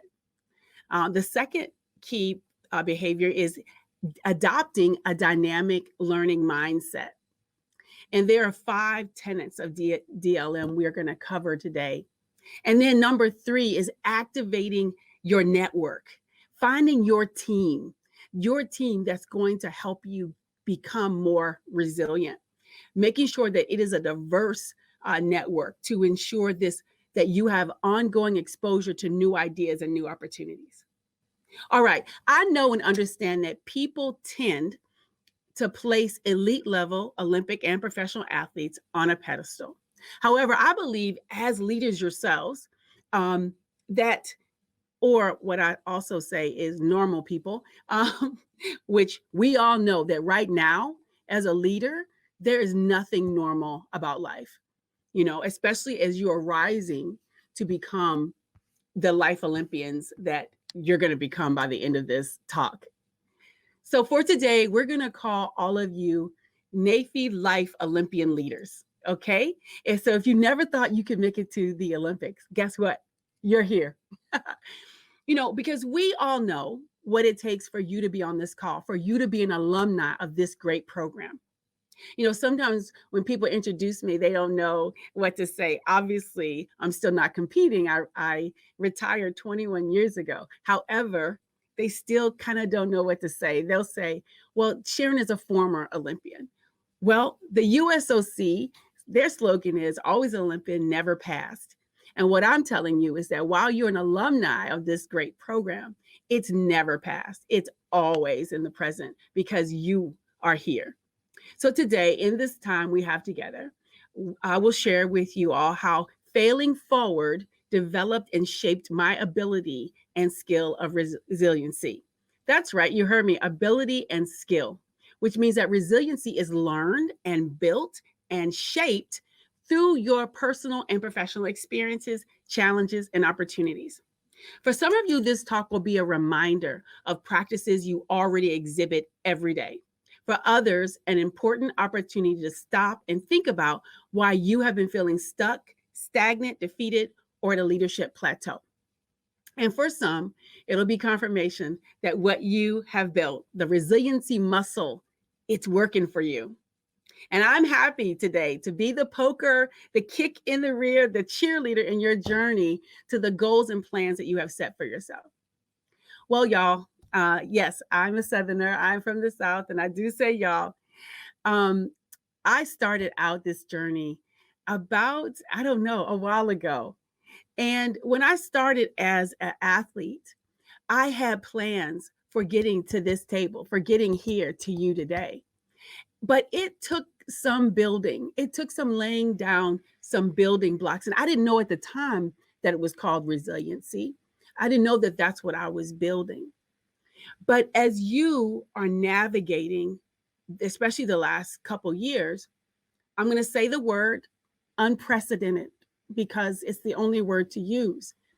There has been an unprecedented amount of change, volatile change, more quickly and with greater variation between the highs and the lows. The turnover, not just in your teams, but leadership in general. In fact, the tenure of CEOs, the median tenure at Fortune 500 companies right now has dropped from 6 years to 5 years. So as we look at building resiliency, we have to take into account our environment and what we're going through. And isn't that what's so special about Olympic athletes and professional athletes? It's the environment that they choose to build around themselves to be able to make sure that they can get to where it is that they are going. There's some other benefits of building resilience. One of the main benefits is that it can help us respond to change more effectively. So how do we actually develop resilience? Let me see if I can get this slide to go. No, hold on. The mouse, you can never find the mouse when you need it. And I think because my screen is too big, it's fine. Yeah, it's not advancing my slides, but that's okay. Let's see. There we go. There we go. Listen, y'all had to see those abs. That's the whole point. That's why I talk. It's so that you can see that this is a step, a part of the journey. And you would say, well, no, that's the pinnacle because this is in Sydney. This is at my second Olympics, my third try. And as we get more into the story, I'm going to tell you the secret behind that look that you see on my face there, that look of pure, unadulterated resiliency. Okay, so wait for that story. Hang in there, everybody. You know, my resiliency journey, it didn't, of course, begin in Barcelona, Spain in 1991, right? It began on a dirt road in Rice, Virginia, to a single mom in a 2-bedroom trailer. I had never seen a track. I saw a track on the Olympics in 1984 on my little tiny black and white TV, sweating to death, 84 Olympics. And I saw Jackie Joyner for the first time. And when I saw her, I mean, I was young. I was probably 8th grade. And I thought to myself, well, I put my pants on one leg at a time. I mean, she does the same. Maybe I can do that. That is flexible thinking. That resilient, even before they know that they have this skill and ability, they have a certain mindset. And so, of course, I did, after I graduated from the University of North Carolina, where, you know, I got to go there. I was the only one to go out of state out of 80 people in my high school. Yes, I graduated with 80 people. And we ran the halls because we didn't have a track. I just always thought I just wanted to try. And I really wanted to get off that dirt road, y'all. So what happened was I got to North Carolina. When I graduated, even though I was a 5-time NCAA All-American, I never won a national championship. And that would make other people go, well, what in the world are you going to try to make an Olympic team for? But I knew that I had to try, that I wanted to be the best in my high school, the best in the country, and the best at my university. And so unfortunately, y'all, my first resilience muscle got built when I got 9th at the national championships in college. But while everyone else was packing up to go home, I was still training because I knew that that was just a part of my journey. And a lot of times when I'm working with performers, whether they be as a life coach or when I worked with track and field athletes, and they had a crushing disappointment or they failed at something, I would ask them this question. If you knew that you could still get to where you wanted to go, would it be worth it to keep trying? If this is a part of the journey, would you accept it? See, resilient minds, they ask themselves those kinds of questions. So you're going to hear more about Atlanta. I did not make that team. I was 4th. And I had to try the clothes on and go there. There is some trauma still associated with missing that Olympic team by 3 centimeters. But then 8 years later, in a different event, I made the Sydney team. But the next, where I talk about the Life Olympics, started after I retired and decided to completely change careers and accept becoming a coach here at the University of North Carolina, at the University of Tennessee. I always say I'm a lady, I'm a Carolina girl, but I'm a lady Vol. Everybody has to grow up. So at any rate, I'm here coaching in Knoxville, and I get the opportunity to do that for 4 amazing years. And then, hey, I don't find another job after my head coach leaves. And so this is when the resiliency muscle really started to show itself, because I literally had to take a calculated risk, which we'll find out more about as we get into the talk, and choose to get a master's degree. And once I did that, I became a graduate teaching assistant. And then, as you can see, in 2016, I became an academic advisor, and started a PhD, which is crazy. And then I became a coordinator for UTIA, Herbert College. Woo! And then my fortune of having all of my worlds, all of my experiences, all of my passions collide. I made another calculated risk, a flexible mindset that said, this is what I want to be doing. And here I am with you today. So let's talk a little bit more about some of the benefits of resiliency, and let's define it so we know what we're talking about, because in different contexts, it can mean different things. You know, building resilience can help us to respond to change more effectively. I said that to you. So how do we actually develop resiliency? Many factors can impact resiliency, both personal and work factors. But mindsets and behaviors in developing and maintaining resilience are these. Being positive, having an optimistic, flexible mindset, and then behaviors that are observable, behaviors that people can see that you are being resilient. These are observable behaviors, they are measurable, and they not just impact you, but all the people around you. There are some key behaviors, creating purposeful networks, like having a team. I call mine Team Sharon. I know I'm very creative. But the opportunity to learn from mistakes and failures from your team and to continuously seek to learn, develop, and grow, those are some of the main benefits. But being flexible, y'all, adjusting to changes. And listen, I'm about to change my script. You know how when people say, you know what, resiliency is bouncing back. Well, I don't think so. That's kind of like when someone says, I'm just going to go a 360 degree around. And you're like, well, you're back at the same point. We want to do a 180, not just a 180. We want to bounce up. So everybody, wherever you are, I know I can't hear you, but I want you to say it for yourself.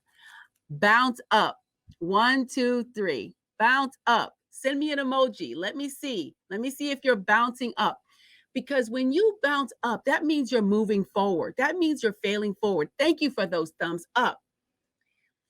It is important to remember, y'all, that resiliency is not something that you're born with. It has to be developed by actively participating in resilient behaviors and through support from your team. Now, I'm sure you're asking me, what in the world does resiliency have to do with being an Olympian or being a learning consultant or being a coach? Well, I just told you, I had to go from being a Division I SEC coach. Well, really, I went from being an executive director in a corporation where I did learning opportunities for people all over the country, to being a coach, to then being a student for 2 years. And I was a grown woman with kids. But that is a resilient behavior. And what I'd like for y'all to think about just a moment, and if you have notes or if you have something to write with, think about what are some of the behaviors that have been measurable and observable in your own lives that you show resiliency, that you show that you're bouncing up, that you're bouncing forward when obstacles, opportunity, challenges come your way. Now, I thought my title was really good. Now, I did get some help from my boss, Izetta, because she has a great mind. But this idea of failing forward, I really believe that that's so oxymoronic and paradoxical. What does it mean to fail forward? Well, let me show you. I believe that me failing forward was a failure to stay employed as a Division I track and field coach. And of course, not because of my talent or ability. It was really the organization. It was really the leadership changed, and thus my position changed. But that pivotal moment in my life where I was told no allowed me to see a way forward for myself that I would never have seen before, because I would not have left my athletes. I would have just kept staying until all of them would graduate. And as we know, they don't ever all graduate. So understand that me transitioning into a new career multiple times to be able to land exactly where I wanted to land, man, it's amazing. And I want to share more with you about how I got there. Now think about it. While things are great, and I have a great new job, and I'm getting to do what I want to do every day, I also am at the end of a PhD program. I'm in my 5th year. At the end of my 5th year, it's only a 3-year program for people. So I could take that and see that from a deficit. I could see it from oh my gosh, what do I do? But what I decide to do is I decide to look at it as a part of my resilience muscle, of what it took to build. And in case no one has guessed or did the math of how old I am, I just will say that I am no spring chicken. But the crux of why I get to share my failing forward and becoming resilient story with you is so evident in my experiences, going from being an athlete to a coach, back to a business person, back to an athlete, back to a coach. The higher and higher levels of resiliency you gain from these transitions result in opportunity. So I say, everybody, we are going to bounce up because that's the only way to go. The only way to go is up. Becoming more resilient means that you're able to move forward toward fulfilling your mission, goals, and plans that you have for your life and the people you lead. Now, I have another identity. It's called sports psychology and mental performance coaching. I do have a master's degree in that, and I use it in my work, in my daily work in employee and organizational development and learning. Now, I work with performers to make them better by teaching them mental skills and techniques that will give them the ability to allow their brains to work for them instead of against them. We who do this and the performer discover what is not working mentally and physically, and then we set about to strategize together the tools and the techniques that will improve their performance to whatever is happening in the body, mind, or spirit. They can use those skills to bring all of those things together to the moment where they can perform at their very highest levels. You know, isn't that why we love the Olympics? All we're getting to see, y'all, is the results of practice, building skill acquisition, building skills, and also falling on our faces, failing. However, the results of that failing, when it all comes together, is amazing and some of the best moments we will ever see. I contend that becoming resilient is the vehicle to help assist you through the challenges, through the failures, and the opportunities that exist on your life Olympic climb. So we're going to highlight 3 behaviors that I have learned and continue to practice, and that allow me to continue to bounce up long after my Olympic days are over. So the definition of resiliency, I mean, you can see it on the screen. I want to just highlight that behaviors and mindsets are the vehicles, right? And we're talking about thriving and growing, not surviving and plateauing. We also are talking about recovering.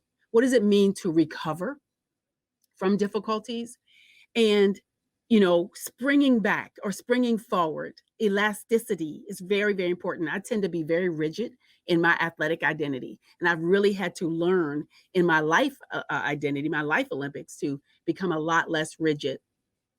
The ability to mentally cope with a crisis, I think that's where we all are right now. And that's why this topic, this particular concept, this skill of resiliency is key to us being successful and getting to where we want to go. Okay. Woo, this mouse, man, it is giving me a hard way to go, but that's okay. Come down from my other slide. Okay, we're having fun. I told y'all have fun. Okay, flexibility. We just talked about this. So it's very important if you're going to be, resilient. And listen, flexibility, that's not a pun. Yes, I did have to be flexible as an athlete, but I was a sprinter, so I could be kind of tightly wound as well. But flexibility allows you to adjust to the changes and the bouncing up. It is positive framing training. For example, y'all, I have students, or I did have students, and I will have adult students come to me and they will say, man, I gotta go to this learning opportunity. And what I say is, you get to go to this learning opportunity. Think about all the amazing things that is going to come, even though it's uncomfortable, even though you don't know what to expect. A lot of people struggle with framing things in a positive way because of uncertainty, because of fear, because of the unknown. And people who behave resiliently choose to frame their opportunities, challenges, and obstacles in ways that are positive. But I want to push it one more step further. We're not just talking about positivity, because sometimes, and that's been a lot right now, it's not positive. It's just not. So how can we reframe this? As a mental performance coach, we say productive. What is it producing? What is this opportunity going to produce for you? So instead of being positive, be productive in your thoughts. These thoughts will move you towards being able to build the muscles that will allow you to carry on till the end. Take breaks. Sometimes we just do too much. One of the things my family always says, because of course I'm pretty energetic, they always, Sharon, go sit down somewhere. Right? And if you're leaders and you're alumni, I'm sure someone has said that to you. It is important to take care of yourself because it's hard to be elastic when you are stretched way out of sorts. Develop your own rhythm. Develop your what's in it for me. If you've heard me speak before, I have my 3 P's, and that is you got to have a purpose in order to prepare, in order to perform. You must have a why. And if your why isn't clear, then guess what? Your resiliency muscle, your ability to bounce up, is not going to be there for you either. I love mindfulness training. And you know what mindfulness training is? It's not complicated. Guess what it is? Be where your feet are. Right now, wherever you are, take your feet. Take your feet. You can hear me hitting on my floor. Put your feet, plant your feet, right? Clasp your hands together. When you clasp your hands together, and also when you take one finger and when you drag them, everybody try that. Drag your finger through all of the openings of the other fingers. And do you know what that does? That makes you present because you have to be paying attention. You have to be there. Also, your breath also helps with mindfulness, being mindful, being present in your own body in the context of what you are doing at the time. That will help you develop more flexibility. And that's really, really important. Now, when I was trying to make my second Olympic team, I was in the top 10 in the world in the long jump. But you're like, well, how did you get to the long jump? I wasn't good enough when I graduated from college to be able to compete with more skilled, more experienced women who had been professionals on the circuit. There's going to be times when you're just not there yet. But that doesn't mean that you give up. That doesn't mean that you don't choose to continue to move forward or continue to try, because it takes those tries to get you where you want to go. And so Jackie Joyner, Kersey, multiple time gold medalist. I met her for the first time when I was 14 in an airport. She gave me some pointers. I don't remember what they were. She came to my university to do a clinic. She asked me to be her guide. I really didn't want to do that because I wanted to beat her. I moved to California to train. They asked me to come train with them. I said, I like you, Jackie. I want to continue liking you. I think I'm just going to stay where I am. But the miracle of your team, having a team, which we're going to talk about, is that she was the one that spoke to me my senior year and said, Sharon, you have to pick, you have to choose, you have to be strategic, you have to be flexible. Do you want to be an Olympian or do you just want to be a hurdle Olympian? So that's why after 96, when I missed the team, I switched back and learned the hurdles from scratch. And so understand that having that flexible mindset is really important. Let's talk about a really important concept that I want you to look up after we're done, called the dynamic learning mindset. I'm all about being dynamic and cultivating a mindset that is dynamic. That means it is active, it is moving, it is just a behavior that's so powerful. It's a powerful way to learn.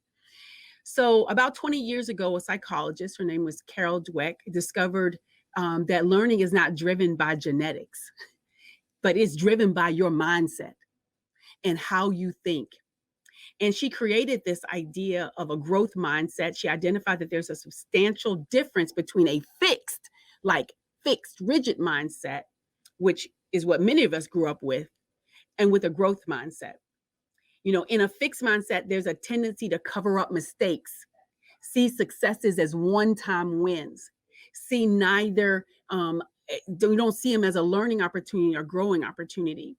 But in a growth mindset, a failure is simply seen as an opportunity to learn how to do something better next time. Think of it as simply a hypothesis testing. Secondly, a fixed mindset is closed to feedback. The individual is uninterested in giving or receiving feedback and thinks from the perspective of specific tasks rather than the big picture.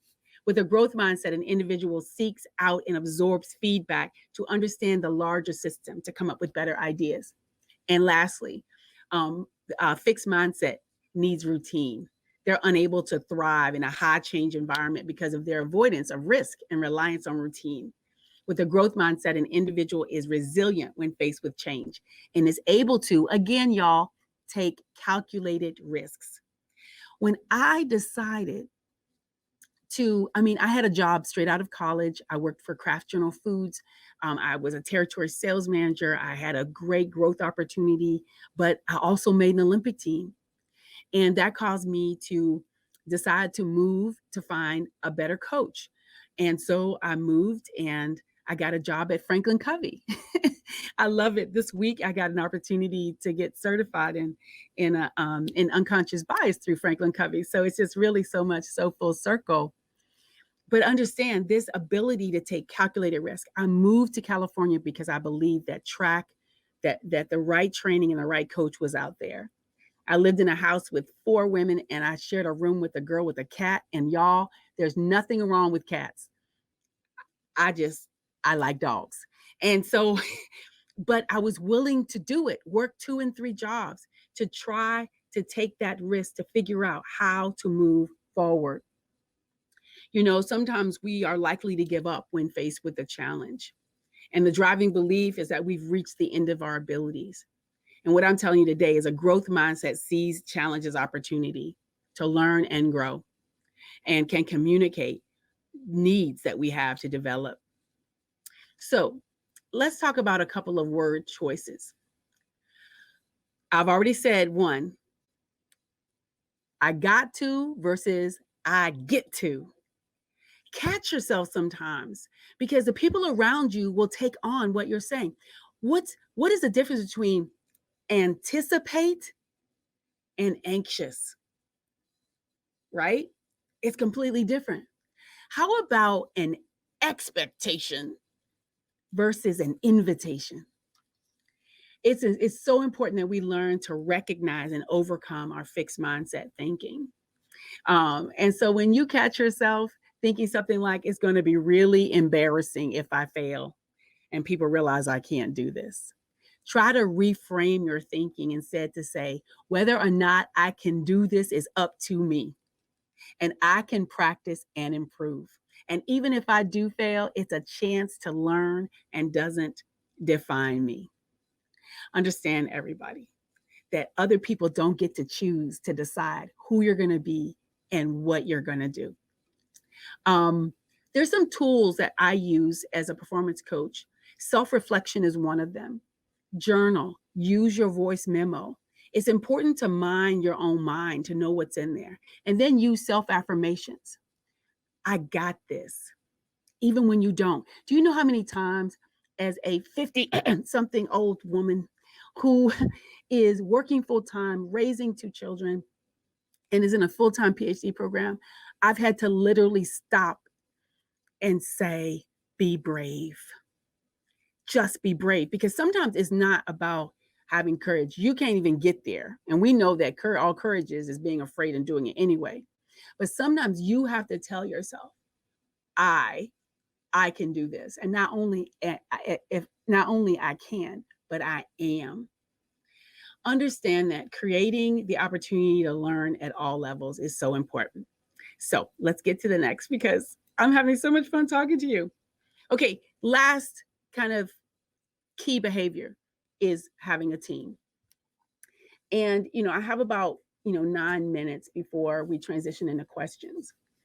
And, I have, I don't know, 15,000 pages of notes and a lot to tell you. But I think what I want to do is I want to share with you the most important team I didn't know I needed that helped me to make my last Olympic team. In 2000, I, of course, had been competing for quite a while. I had gotten my second world ranking.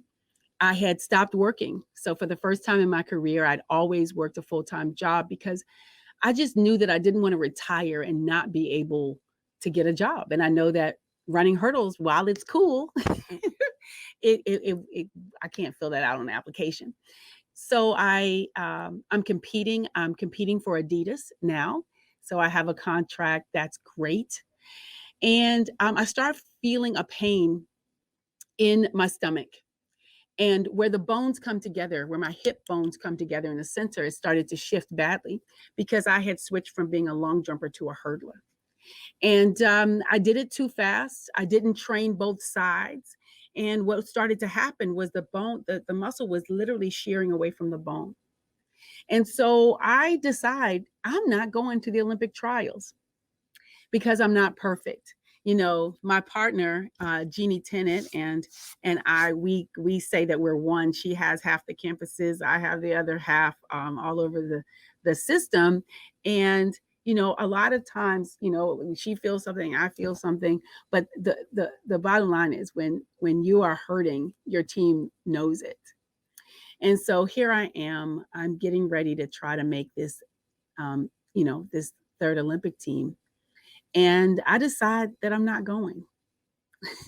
And my coach, said, well, why don't you just go out there to Sacramento and let's just see what can happen. And so I decide to go. But I really just wanted to cut and run. I wanted to go to the beach. And my coach decides to call everyone, like all hands on deck. There was an orthopedic surgeon that came in that was an Olympian, Eric Hayden. There was just so many people, massage therapists and yoga, restorative yoga. And of course, Gloria Balligay, who was my performance coach for 10 years. And she, I didn't want to see her because I didn't want to do it because I thought like Jeannie and I are recovering. Well, we're not really recovering, but perfectionists. We say we are. One day we'll get there. So here I am. I'm in Sacramento. It's my third Olympic try, and all these people are leaving messages on my phone. They're leaving scripture there, and I didn't tell anybody that I was injured, other than than my team.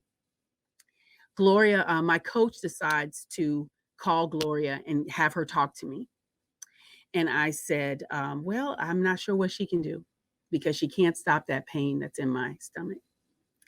So Gloria spent time with me talking about, she says, Sharon, do you think that you have to always be perfect in order to have a personal best? In fact, the last time you had a personal best, were you perfect? And I said, no, I wasn't. I did this wrong. I did that wrong. And she said, and in this case, the problem isn't your pain in the present. The problem is your pain from the past. And that's why being resilient, practicing resilient behaviors saved me in this moment and can save you in these moments. Because I had the opportunity to make a third Olympic try was there, but I had to choose behaviors that didn't feel right or feel good to get me there. So long story short, she asked me this last question in our session. She said, who would you rather compete against? Would you rather compete against someone who hasn't had any problems, who is, who's okay? Or would you rather compete against yourself? Who do you think would be, who do you think you would beat? And I reflected. And I thought about all that I had been through in my 20-something years at that time of competing. And I said, I'll take her because I'm tough to beat. that choice, that thought, that reframing of my situation, that everyone had done everything possible. And isn't it that way? When you've thought the right thoughts, when you've been strategic in how you learn, in learning new things, keeping your mind flexible, when you have developed a team of people around you that allow you to grow and to think in innovative ways, then you can make that choice. And so I go out there, it's 114 degrees on the track. There are 23,000 people watching. My parents, of course, are home in Rice watching. And I have a script that I had thought about. I had imaged, I had imagined what it would mean and what it would look like to the last, just even how the wind was blowing. And I got put in lane 1. Anybody who's run track, give me a thumbs up. Lane 1 is not a good look, right? Because because it's happening on the middle of the track. So, but flexible thinking. My coach said, listen, the woman that's in lane 2 has run this time.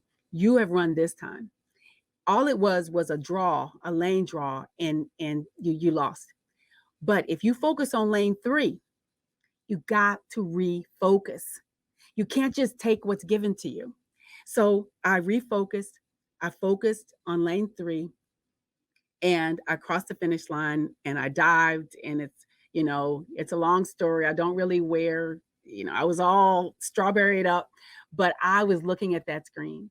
And when my name came down, it really wasn't about making this team. It was that I had gotten over not making the last one. And so I just, challenge you today that, no matter what the outcome of what happened, whether I made the Olympic team or not, and I did, I was proud of myself. And I think that that is important for you in learning how to fail forward. Reframe what it is. It is not failing. It is giving you information on how you move forward. And if you reframe this, then becoming more resilient will be a natural part of how you live every day. I love acronyms. In fact, there's, the 3 C's. I got to give you that. I mean, that's kind of my thing, is if you figure out how to be competent, right? How to practice, then you will be confident, which will allow you to compete. So these are the things that are progressive, that move you forward. Your first attempt is learning intentionally that you can grow. That's failing. That's failing. And I think failing is one of the best things that you can do for yourself. Because once you do that, you become resilient. You reset your expectations. You see innovative learning in every new territory. And that causes you to be tenacious. There is nothing that can stop someone who is tenacious, but that is not natural. That is something that has to be built brick by brick. And the experiences that you have are what builds those. Represent, not just represent, represent yourself. Say, this is who I want to be. Reimagine. Our CHRO, Dr. Brian Dickens, he always talks about reimagining things, reinventing. That's why Madonna's so great. She just keeps reinventing herself. Repurposing, figuring out what your purpose is and redoing it, refocusing. Your energy, attention, effort, heart, and mind toward your purpose and preparation is becoming resilient. And, while I'm taking up some of your question time, I am going to just finish this up and tell you that, do you know what it takes for a sprinter like Allison Felix or Usain Bolt or Carl Lewis to sprint fast? You see this perfect form and the legs coming up really high, and, but what I'm going to tell you that it's not the lift up, it's the put down. The force that you put in the ground And then your ability to recover and to let that force go up and forward makes them run fast. And so what I'm telling you is that the only way to get to where you are going is to not stop, is to keep moving and keep going and look into ways of being more flexible in your thinking. There's no way I could have gotten to be with you today, to share my story with you, is if I hadn't made a calculated risk and said, at 45 years old, I'm going to get a master's degree so that I can get a job so I can take care of my family. And then the bonus is that I get to do what I'm passionate about. You can have that same mindset. And in fact, I know that you do. You know why? Because you're here. Thank you so much, because I felt your love. I've seen my claps. And yeah, thank you so much for your time. Thank you so much, Sharon. If anybody has any questions for Sharon, you can put them in the Q&A right now. But Sharon, I just want to say thank you so much for being with us today. I know a lot about your journey. I've heard it before, and you have such an amazing story, and you're being resilient. We can all have a takeaway from that with everything that's gone on the past year, and we can all grow. And one thing that really stuck out to me that you said was the expectations versus invitations. That Yes. stuck out to me. So that's something that I'm definitely going to take away. Yeah, absolutely. You know, expectation is a law. There's no flexibility when you have expectations, because those expectations, if they're not fulfilled, it can really damage the relationship. And building relationships, diverse relationships, they are a part of not just your professional growth. For example, professionally, your network, your team needs to have individuals that when you are frustrated, you can go to somebody and rant, right? That you can trust. Operational, you need to have colleagues you can go to when you're overwhelmed and you need assistance to help you get work done. And strategic team members are that mentor or coach you go to when you need advice because of a change. And did you see how in my life, I had coaches and mentors, even in my professional business life, that told me at different points. When I was transitioning from being a coach to, I call it crossing Lake Loudon, to go from the football center over, to Circle Park. Mm-hmm. It was a tough and treacherous journey, because we sell paper, right? We sell master's degrees, BSs, PhDs. And because I was an athlete for 11 years, I did not have that opportunity to get a master's until I came here. And so understand that this isn't like coincidence that I know you, Patrick, and that yes. I'm here. I hope that what you all saw today is those opportunities that I took that were very different than what most people would have. Like most people would have just gone with their head coach to Connecticut. I ain't gonna live in Connecticut. When Knoxville is Knoxville. No, I had to take that risk because of the mission. And that mission was, to raise my two great boys. I have to give a plug for my son, Loren, since nobody has any questions. He's a freshman. He's in arts and sciences at UT, and he wants to be an actor more than anything. As much as I wanted to be an Olympic athlete, my son wanted to be an actor. That's and awesome. He did not get that from me. And he just got cast in his first Clarence Brown play that will be headlined. He'll be the headliner in the fall. That's awesome. And it's right on campus. That's great news. Yes, but understand that it was my decisions to be a coach, but also I took them to theater. I took them to plays. And I know, y'all, that the Olympics that you are living, your life Olympics, they're just as great. They're just as grand because of the opportunity you have to impact people. So we do have a question. What's the story behind the picture there on the last slide? Oh my goodness. On the last slide or the first one? Okay, the last slide. Okay, so listen, all those women some of them are head coaches, some of them are chemistry teachers, some of them run corporations, some of them are doctors. But I was 21 years old at my first Olympic Games. I had only worked in business for a year. And now, what is 92? 92? I don't know. That's 30 years. It's a long time. 29, yeah. It's 29 years. And from then, y'all, the story of resiliency plays out to this moment, to who I am right now, which is all of that.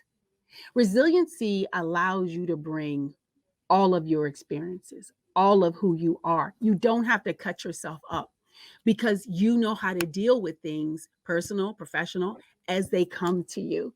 So the fact that I could literally go from being an Olympic athlete to now, working for, my, I don't know, just my dream job means that it is what it takes. It is a skill. And the Olympics may have been, because this is Ralph Lauren. This is our outfit. So we were in the Olympic Village. So this is when, all the athletes get together and take pictures, which is our favorite part. And we're not taking pictures for ourselves. We're taking pictures for our family. So in 2000, I passed up the chance to take a picture with Venus and Serena because I didn't want to be a groupie.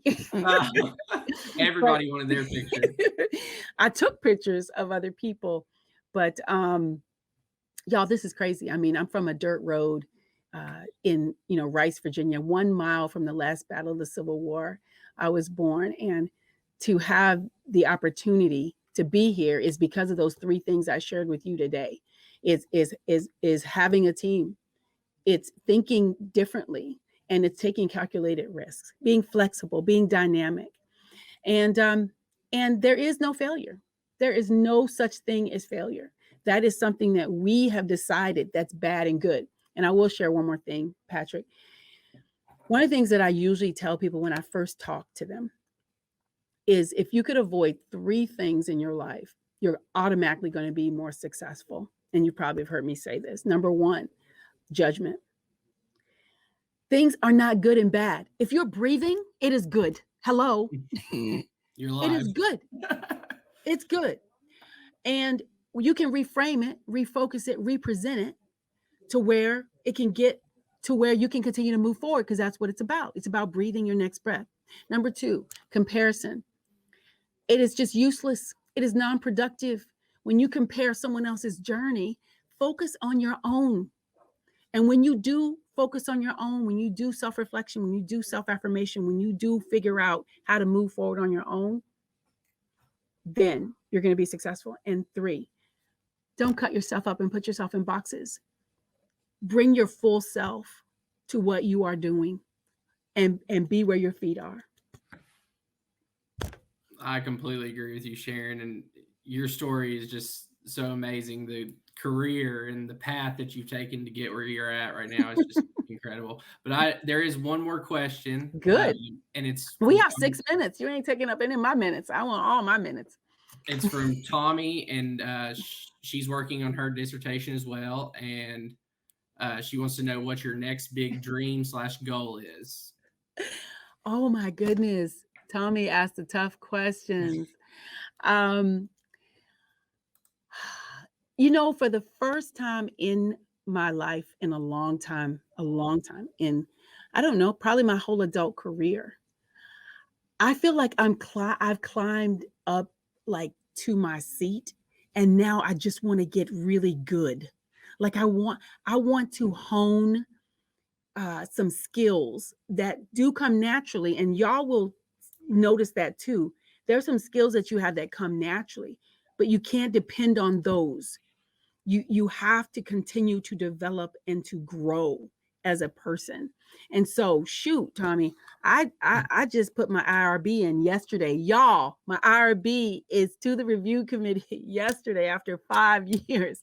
And so my dream is to finish this race. I want to finish the Olympics of academics.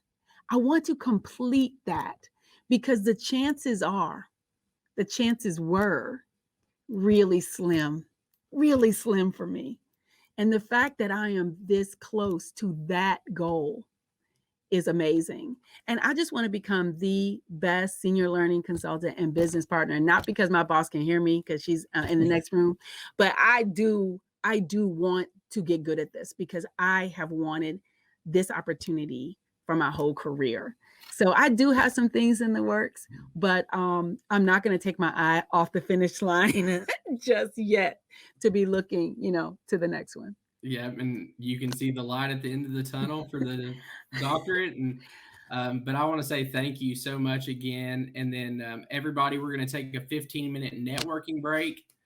So just bounce around from table to table, visit with your classmates from various programs. But we'll start back in about 15 minutes. Do you want me to go to a table in case Sure. somebody wants to come and see me? So what? If you want to go to the presenter table at the bottom, I'll meet you there.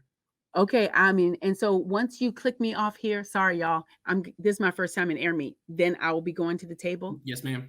Okay, all right. See y'all. Go and grow. Go forth and grow.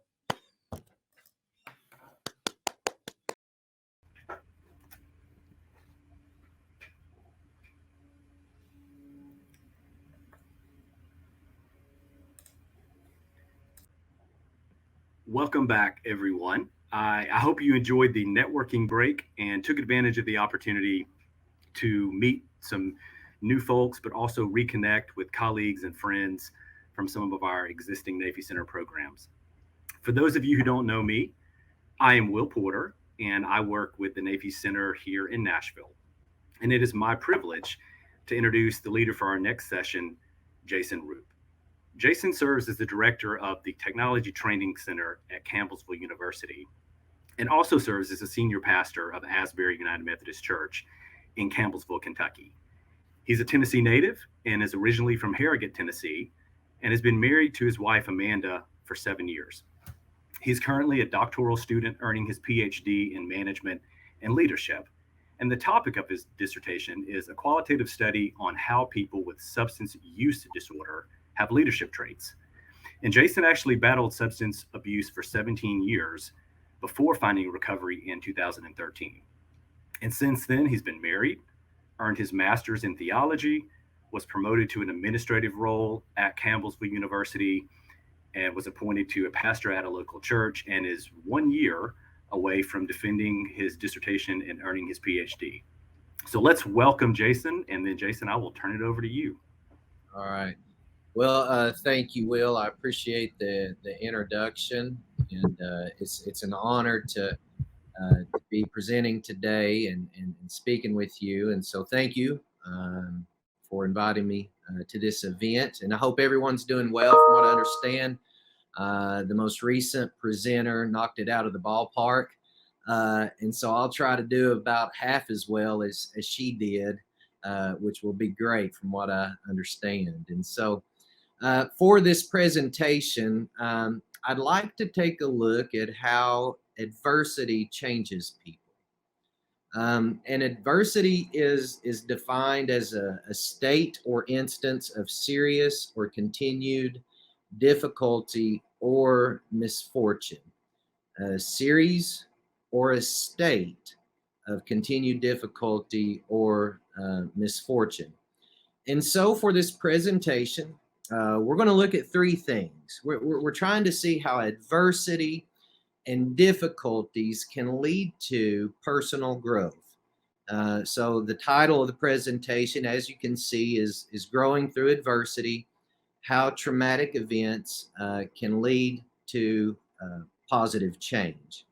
And so what we're going to do, we're going to look at three things. We're going to look at something called anti-fragility theory. And then next, we're going to look at black swan event. And we'll go through these and explain what they mean and what they represent. And then finally, we're going to look at post-traumatic growth. So anti-fragility theory in the setting of a black swan event, which go ahead kind of to allude to that, be thinking of COVID, the pandemic, and then finally post-traumatic growth. And so first, we're going to look at anti-fragility theory. Now, this theory was presented by Nassim Taleb in 2012. He is a psychologist. He was also an inside trader on Wall Street. He worked in the business and finance industry and paralleled that with work in the social sciences. And he authored a book again in 2012, and it was self-titled with Anti-Fragility Theory. And it's a theory which suggests that systems, so we're not talking about individuals, we're talking about organizations, systems, that they actually perform better when they face stressors, right? Or when they face shocks, or volatile situations, or attacks, or failures. And the theory suggests that those dramatic and disruptive events, they don't break the organization or the institution, they actually make them stronger. And so this is a really interesting theory. And so to back up a little bit, fragile, of course, means that you're easily broken or that a system is damaged or destroyed permanently. It says that things can be broken easily. And it's how minor events can lead to disastrous results. How minor events can lead to disastrous results. Think of a vehicle when something goes wrong, like a blown tire that may have blown from the inside out, so you couldn't see the tread wearing beforehand. A minor thing happens, results in a cataclysmic, disastrous, catastrophic outcome. And so, for Taleb, when he mentions anti-fragility, he's actually taken that as something beyond resilience. So I know that it may parallel quite a bit with resiliency. Resiliency would be something that resists shock. That resiliency is something that happens when you get knocked down and you get back up again. That's resilient. Resilient people are those that have the capabilities to get back up on their feet again. Organizations that are resilient can take repeated attacks, yet they somehow get back up and maintain status quo. But anti-fragile is not resiliency. If a system is easily broken, it's fragile, it's not resilient. Anti-fragility actually suggests that those disruptive events that an organization encounters actually makes them better. So it's not just about getting back up and maintaining status quo. It's not just bouncing back from getting knocked down. Anti-fragile says that when the pain comes, you're going to be stronger for it. And we're still talking in the context of business, organizations, nonprofits, and eventually we're going to kind of scale this down and look at our individualistic outcomes. And so to become anti-fragile, you need at least three things, according to Taleb. You need to love randomness, you need to love uncertainty, and you need to simplify. So you have to embrace the random events as an organization as they come. You have to prepare for uncertainty, and you have to simplify, which is very, very interesting. It suggests that those organizations that are the most simple in terms of procedures and processes and structure and even strategy, that those organizations are going to be the ones that are best positioned to become anti-fragile. And so when you think about it, an illustration could be, that when we go through extreme physical difficulties or like working out training, for example, I understand Sharon before me as an Olympic athlete, she knows well about the pain you have to endure to become faster, to become stronger. That's kind of in the context or the heartbeat of what anti-fragility suggests. And so in business, the way this is kind of fleshed out or worked out, debt makes you fragile, right? Not having debt makes you anti-fragile. Not having options as a business or an organization in terms of strategy or modality or function or resources, it leaves you fragile. And when you have multiple options, you're anti-fragile. Another way this could be played out is top-down thinking or planning is fragile, but bottom-up thinking is anti-fragile. So we can see here that it's a bit of an opposing view to what traditional business theory, organizational theory has suggested. And it says that those organizations which are the most simple become the most efficient and profit the most through difficult times or adversity. And so to become good, you have to face stressors. Now, anti-fragility is best understood in the context of something called a black swan event. And so, what is a black swan event? Well, it is, you see the picture in front of you, a black swan. Here's what's going on. The black swan event is actually a metaphor. And it means that a previously held assumption will crumble when a new experience or knowledge is encountered. So you've for example, you've thought something was true your entire life until something happens, whether it be new information or an event that completely changes how you view the world. So I'll give you a background here. Here's why this is named a black swan event. In 1697, Dutch explorers led by William Vlaming sailed to Western Australia. Now, up to that point and before then, all historical records had only collected data which indicated that swans were white because the only feathers that had ever been observed were white feathers. Therefore, it was not possible in a 1697 worldview to consider that swans were black until William Vlaming and his explorers sailed to Western Australia. Guess what they seen?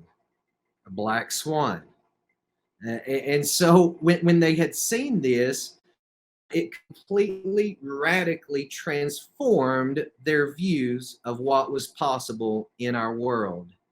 And so Taleb, Nassim Taleb, he holds the view that all scientific discoveries, all historical events, and artistic events are black swan events. And so here are some examples in history of some black swan events. The creation of the personal computer. It completely changed everything. Also the internet. And you could probably add to that, I would imagine, cell phones. It completely changes how we communicate, how we access information, and how we relate to one another, and how the world kind of opens up, and it makes it a bit smaller. Another black swan event would be World War I, when you have most of the known world engaging in military combat, and it was a crisis mode or time of crisis, a time of adversity, a time of uncertainty, a time when at that time you didn't think things like that would happen globally, but it did. It was a black swan event, and of course it was shocking and traumatic. Follow the Soviet Union was also considered as a black swan event, something that they didn't think was possible, or the world didn't think was possible, yet it still occurred. Another black swan event is 9/11, and just the shock and the horror and the tragedy and the loss of life just shook people to the core. And I know several of us here at this event could probably share stories about that. And so for Talib, a black swan event is characterized by two things. Number one, it's a surprise. It's completely unexpected. You couldn't even really imagine it. Almost outside the realm of possibility. Think of our explorers when they first seen the black swan. They had no idea, probably thought it was something other than a swan. But it was surprising to them. And the second thing that Talib characterizes or categorizes a black swan event by is that it has a major effect. So it's a surprise and it has a major effect. It just, like I said, it shakes people to the core usually, and it challenges them to reconsider their worldview. We're talking about something that is absolutely instrumental in driving existential crisis to determine that, hey, maybe now since this has happened, I need to reconsider some things, not only in my life, but placed back into the organizational context as an organization. For example, we never thought that X, Y, or Z could happen, yet it does happen. And now how are we going to respond? And so COVID-19 for Talib, he doesn't consider it a black swan event because he said that the world had known about the possibility of a pandemic prior to this. However, there's other scholars that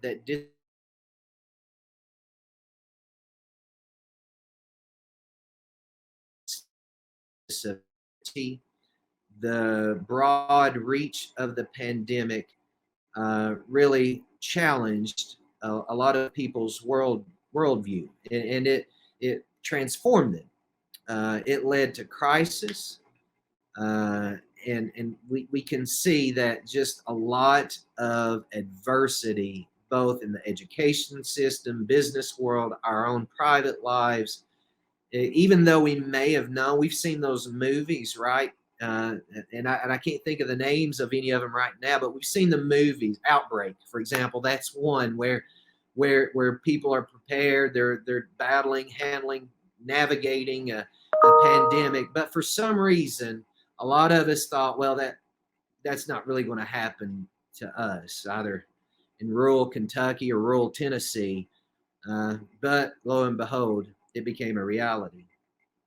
And so to become anti-fragile, it's not about predicting future events.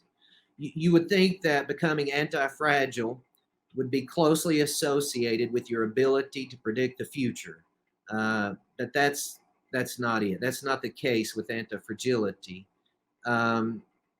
It's to become robust and adaptive through crisis so that you are better prepared for the next crisis.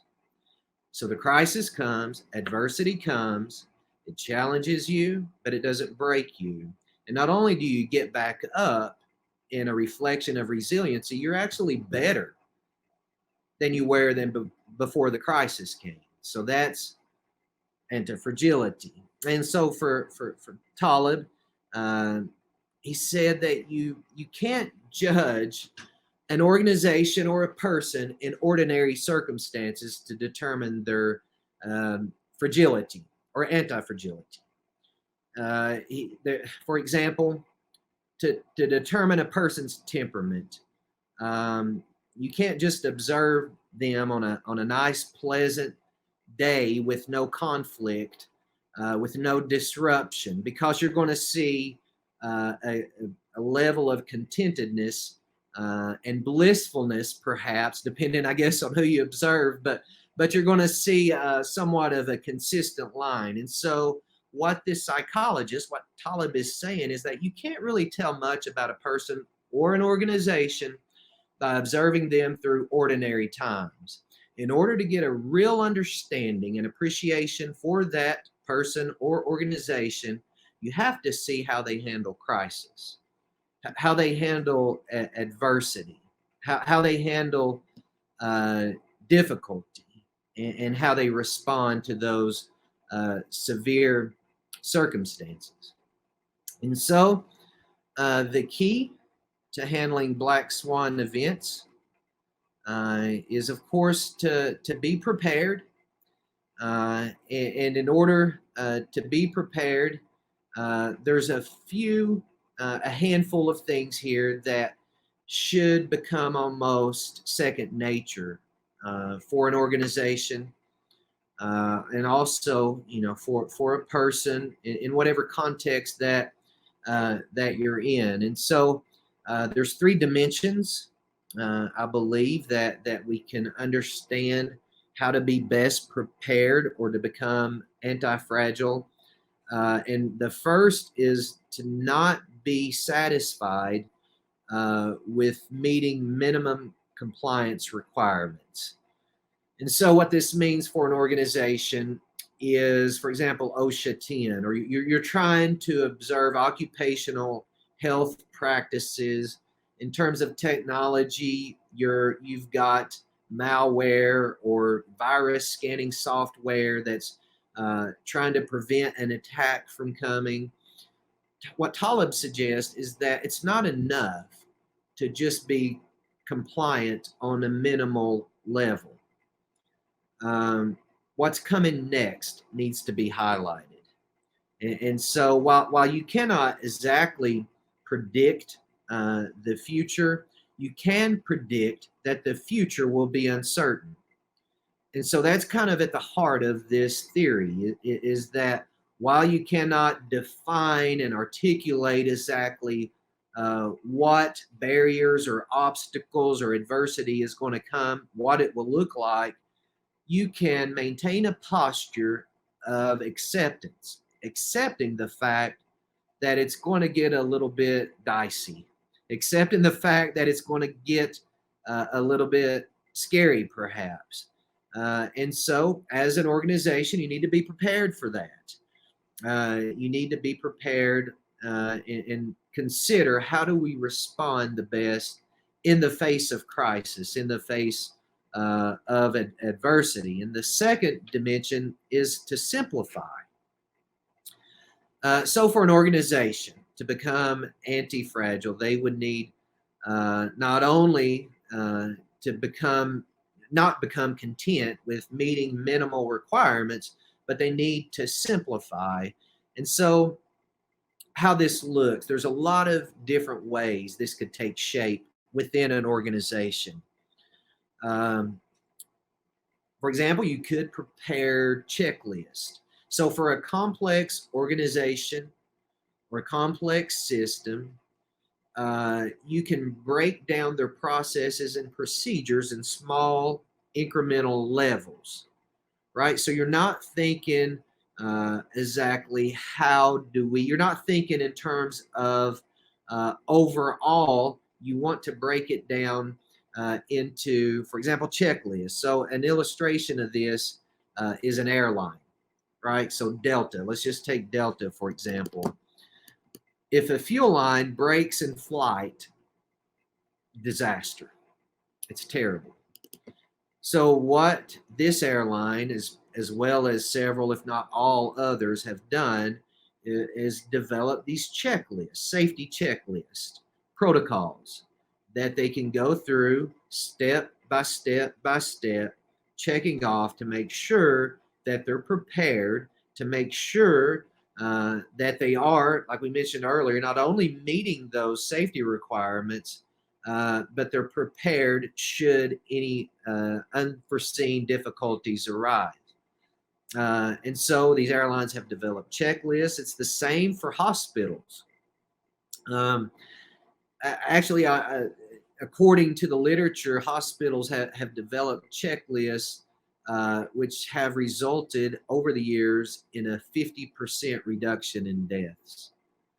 And so instead of just running and operating in terms of thinking overall or holistically, not only that, they've broken down their processes and procedures into checklists. They've simplified things. Those organizations which are the most simplified are also the most efficient for handling adversity. And here's why that works. Human beings are complex creatures. We don't like sudden change. We don't like disruption. We don't like uncertainty. Honestly, we really don't like not knowing what's around the corner. And so if you give us a simple solution, such as a checklist, you have taken the complex and you've made it simple.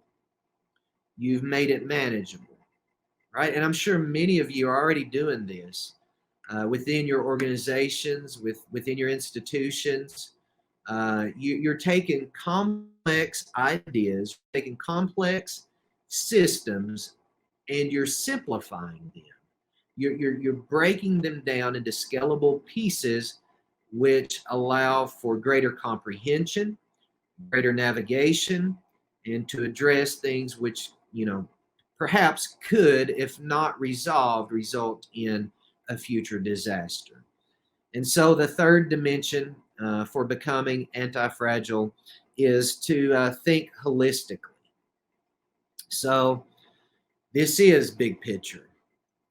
It's taken our last dimension about simplifying, looking at it from a reverse angle and including it in our anti-fragile game plan. So thinking holistically is like this. Sometimes we struggle to see the big picture. We struggle to connect the dots. And so there's several examples of this. I know I'm not a computer software engineer. I'm not the world's most brilliant computer programmer. I don't even know very much about it at all. But what I know where the power button is, and I know that the power button will turn on the computer, which then allows me to input data, allows me to type. And then if I want to print a document, I know what button I can hit to print the document. So I can see how a computer works with the printer, with the scanner. And so that's big picture, that's holistically. I don't know all the intricate details of the disk and the RAM and everything that's working together, the speed, the megabytes, all that. But I don't need to, because I can see how turning on the power button will eventually lead me to printing out an assignment or a document. So thinking big picture helps you to become, or an organization to become, anti-fragile. It's about seeing how the small parts or the small components relate to something bigger, something larger, and it's easier to become less fragile than it is for predicting the next black swan event. So if you simplify, you think holistically, you do more than meet the minimum safety requirements, those things are actually easier than predicting what the next worldwide crisis will look like. I remember when I grew up, it was the threat of a nuclear holocaust. And so I honestly lived in fear quite a bit. And I had no idea, didn't even consider within the realm of possibility at that time, growing up as a teenager, that a pandemic would hit and have the impact that it's had for us as a world, as a country, for our families, for our friends. And so for an organization to become anti-fragile, also for us as individuals to become anti-fragile, we need to focus on those things. Think big picture, simplify, do more than the minimum to get by, and actually those things are easier than predicting the future. None of us have a crystal ball. We don't know exactly. We can lean on the literature, we can listen to the experts and take heed to their advice, but yet we cannot exactly predict how the future is going to unfold. And so, in the framework of this theory, the goal is to move from being fragile to anti-fragile. You move from being fragile to anti-fragile to make better decisions in times of distress, to think more clearly in times of uncertainty, to make sound and informed decisions, which would eliminate anxiety, which would eliminate some of the uncertainty that we're all very uncomfortable with. Honestly, typically, traditionally, we are, and so anti-fragility is, again, it's not about predicting the future, but it's about having foresight, not forecasting, right, which is predicting the future. It's about having foresight to say that, hey, these future possibilities, although we don't know exactly what they are, let's bring that uncertainty into the present.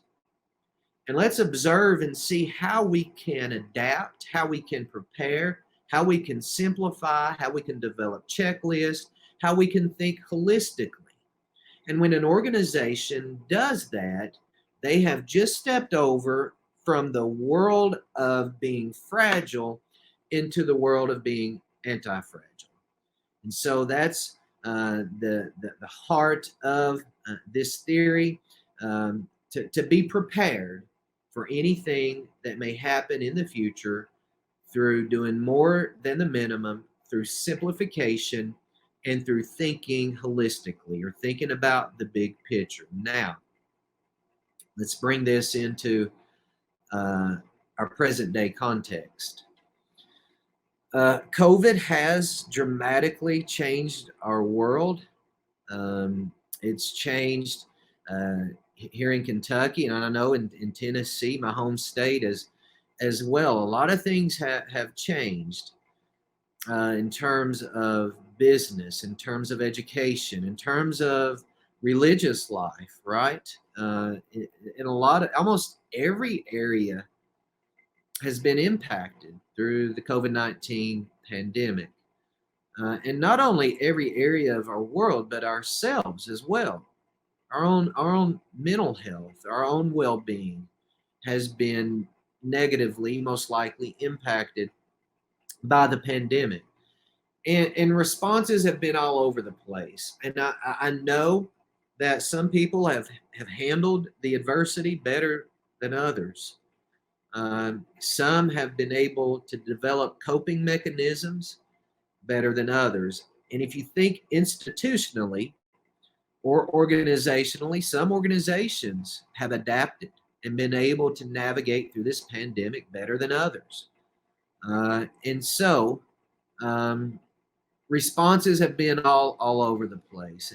And I do want to share some anecdotal experiences with you all this afternoon. And as a pastor, I've seen this firsthand as well. At the church where I serve, we have a large recovery ministry. We meet weekly, and we have, on average, probably 60 to 70 attendees every week. And we're thinking prior to when the pandemic hit, it was, of course, faithful attendance. It was, navigating life on life's terms. And so it was so important to be around one another. Accountability is huge in recovery. Honesty is huge in recovery.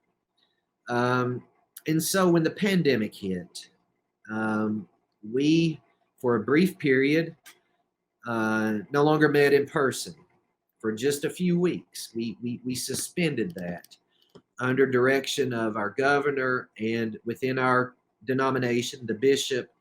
And so we agreed for a brief period to do that. And not only for our Sunday morning services, but the Tuesday night gathering for our recovery ministry as well. And the impact that it had, honestly, was heartbreaking for most people. We had, people were just spiritually, mentally, and emotionally drained, exhausted. They were confused, disconnected, and a lot became apathetic. I, as a pastor, tried to stay in contact, calling people, one-on-one. We had several of our leadership at the church call and reach out to people. But those periods of isolation were catastrophic, unfortunately, for a lot of people.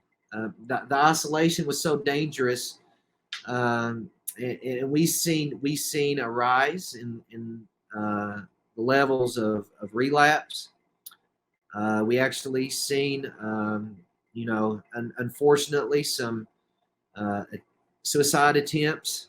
We've seen a lot of suffering, and that was through a lot of dislocation. And so the pandemic hit. None of us foreseen it.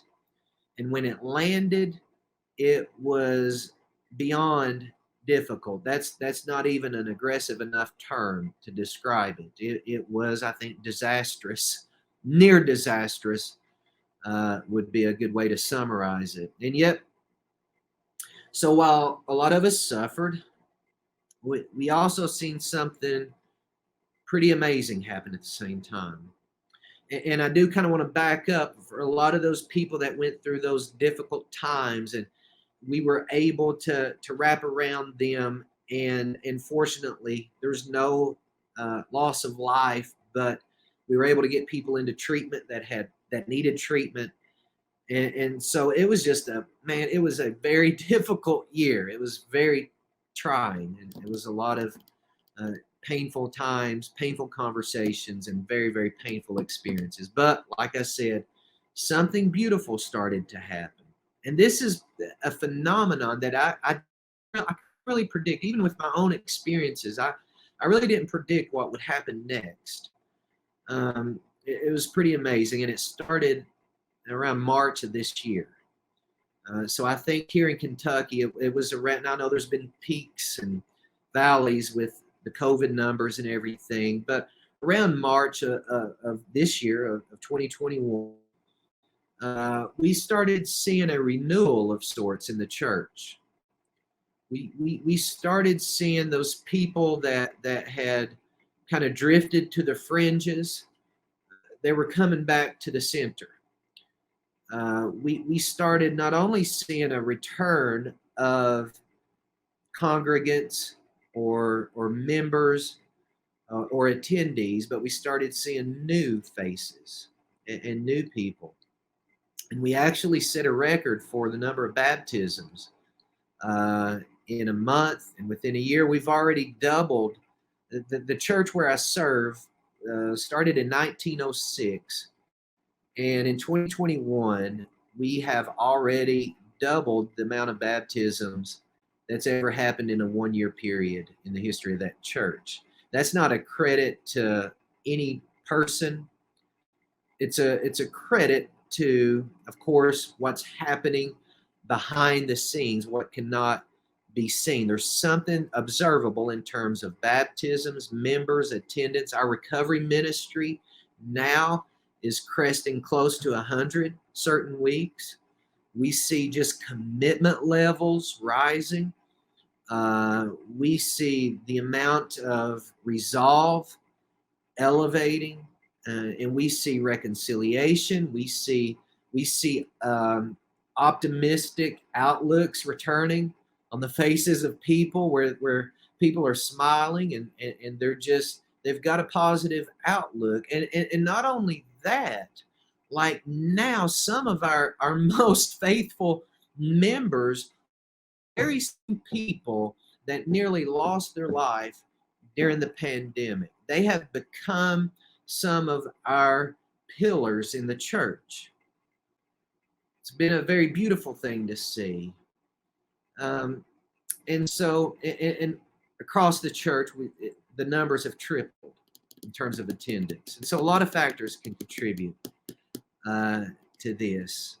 And so from the discussions I've had with co-workers here at the university as well, and congregants, students, and from my own personal experience, it appears that the crisis that we've journeyed through has resulted in renewed commitment, a greater appreciation for life, more meaningful relationships, increased spirituality, and resilience, and anti-fragility, you could say.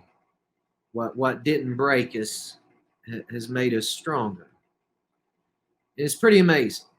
It's pretty amazing to observe and to see, and even in my own research that I'm doing for my doctoral dissertation, which is on the leadership traits of people with substance use disorder.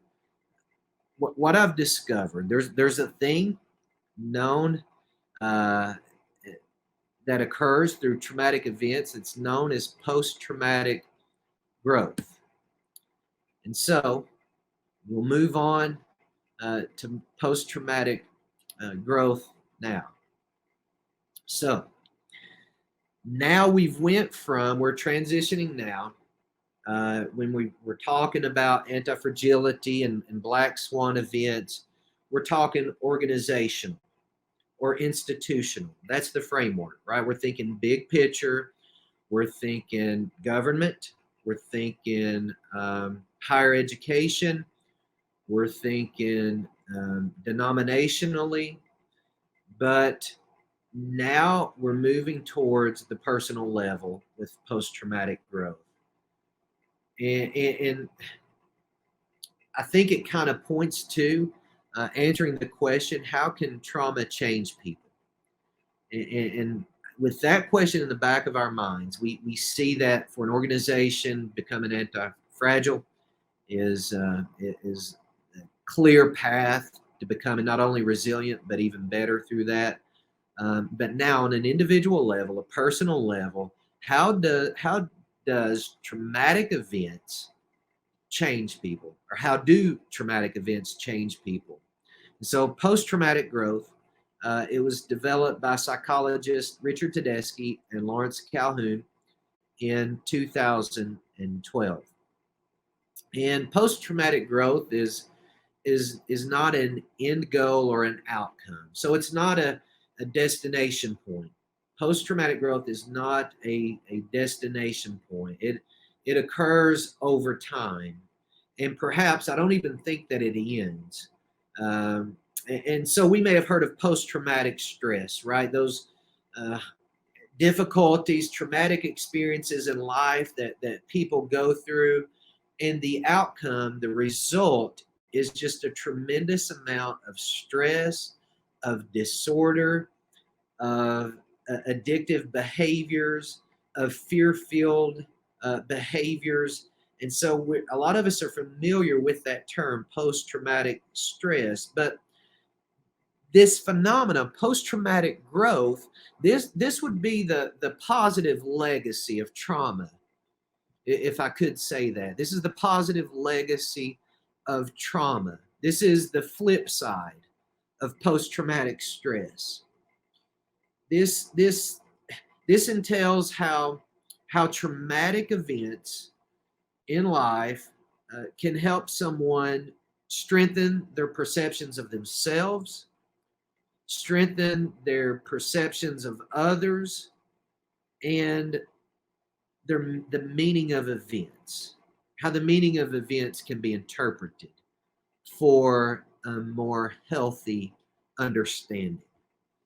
And so it involves, of course, an increased appreciation of life, more meaningful relationships, changed priorities, and a richer spiritual life, And it includes a lot of outcomes that are associated with the growth that occurs as a result of the trauma or the adversity or the crisis that a lot of times we face. And so not only an increased appreciation of life and more meaningful relationships, but changed priorities as well. And so things which were once viewed as being important are no longer that important. It takes those things which may not have previously been viewed as critical or necessary in life, and it's restructured the list of priorities. And so we can see that. So an increased appreciation of life, just that life is a gift, that life is beautiful, that the experience that person went through, the trauma that they've seen, the trauma that they've held on to in their bodies, in their minds, in their souls, has resulted in just a greater appreciation for life. And those existing relationships with family, with friends, now become a lot more valuable, a lot more precious, because perhaps the person that went through the trauma seen how beautiful or how quickly those relationships could deteriorate or dissolve. And so now they appreciate them even greater. Those changed priorities, that all works together. A richer spiritual life. On the PowerPoint, you see it's number 4, the richer spiritual life that comes. And a lot of times, traumatic experiences lead us to contemplate the meaning of life. It leads us to contemplate our purpose in life. In which oftentimes literature has shown and demonstrated that those types of questions and searches lead to an increase in spirituality. And not only that, there's a renewed sense of helping others, where life is no longer about yourself. Life is about investing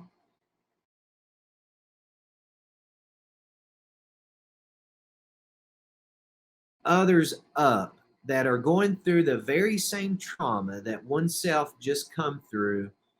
Absolutely reframes the person who's experienced the trauma to have a renewed sense of helping others. There's a purpose hidden there, where somebody who's just come through the existential crisis or the fire or the storm or the crucible in life, now that they've navigated through it, when they look back over their shoulder or beside of them and they see a colleague, family member, or friend going through the same journey, the same difficulties, they have this drive and motivation to reach across, take them by the hand, and lead them through that. And so we see this post-traumatic growth occur. Again, post-traumatic growth is a little bit different than resiliency.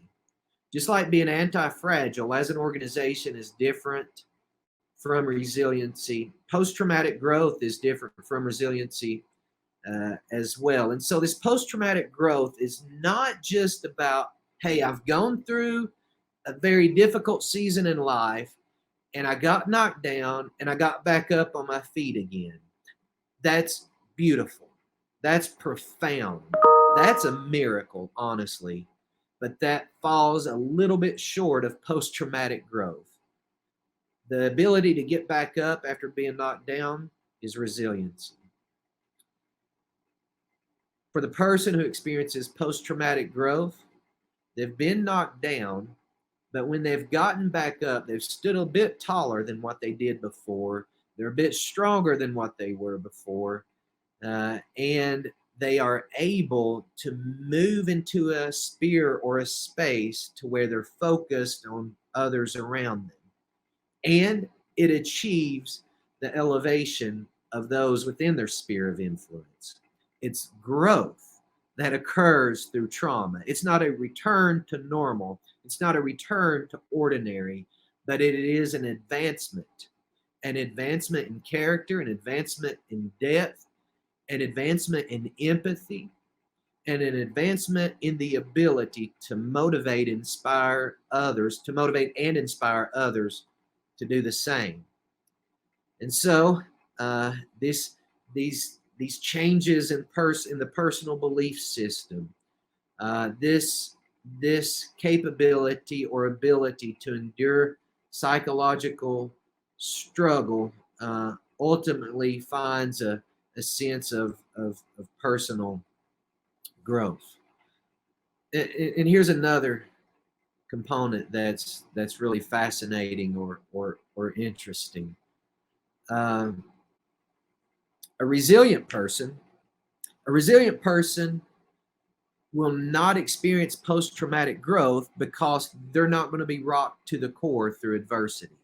So a resilient person is already they're already strong in terms of the ability to bounce back. They don't need to find a new belief system. They've been rocked to the core before. It didn't take them out then, and this next adversity is not going to take them out, right? So resilient people do not experience post-traumatic growth because they're already immune to the devastating effect. It's going to be difficult. I'm not saying that adversity, it just falls like water off a duck's back for the resilient person, or a swan's back off the resilient person, but there will be difficulties, there will be challenges, there will be some setbacks, but the resilient person is going to go get back to normalcy. It may even become a bit better. Less resilient people, however, I'm talking about those of us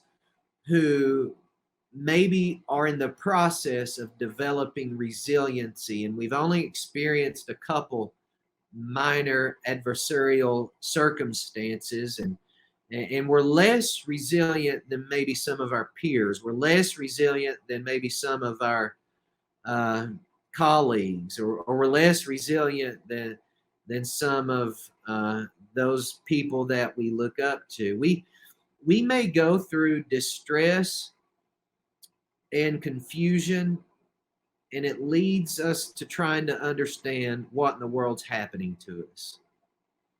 So when adversity comes, when trauma comes, for the person who is not resilient, right, who's a little vulnerable, who's a little prone to getting knocked down, who's a little exposed in terms of not having a locked-in worldview, or not having just the strength of determination and grit and tenacity that resilient people so well comprehend and display in the day-to-day. I'm talking about when trauma comes to people who are not prepared for it, growth can happen. Growth can happen. They're going to experience distress and confusion. People who are not resilient, or maybe are resilient, but just not a level 10 in terms of resiliency, the trauma that comes it perhaps could affect us in a way that does shake us to the core, that does challenge our belief system, that does challenge how we make sense of the world. And so it's during those times and during those experiences that the possibility for growth opens up. So now, why do some people go through trauma and experience post-traumatic stress, and others go through trauma, experience post-traumatic growth? It all depends on the person. It all depends on the circumstance, and we're not elevating one outcome above the other. We're looking at both outcomes, right? We're looking at both, and as concerned citizens, as good neighbors, as proficient leaders, we want to understand, like for ourselves, but not only for ourselves, of course, for others. How can somebody who's going through adversity, how can we help lead them out of that adversity and experience growth? Well, first of all, why do some people respond in a certain way and others respond in another way? Well, two traits of the individual have been observed in the literature which point the way towards an increased likelihood of experiencing post-traumatic growth. One of those traits is openness to experience. Openness to experience. And so being open to experience, right? Talking about the good experiences and the very bad experiences. When an individual is open to experiences, it allows for an easier transition of a worldview, right? And so when you link this back to an anti-fragile organization that needs to think holistically and needs to love randomness and embrace uncertainty, it's the same thing on the individual level. As individuals, we are best positioned for post-traumatic growth when we're open to the possibility of anything happening and being okay with it. And if we need to change our ideas about some things, then we've just got to do it. And so studies have indicated that for those individuals who view the world or take on that posture, that they are more likely to experience post-traumatic growth. The second dimension or indicator for post-traumatic growth is extroversion. Extroversion. Now, I'm not an extrovert. I would consider myself an introvert.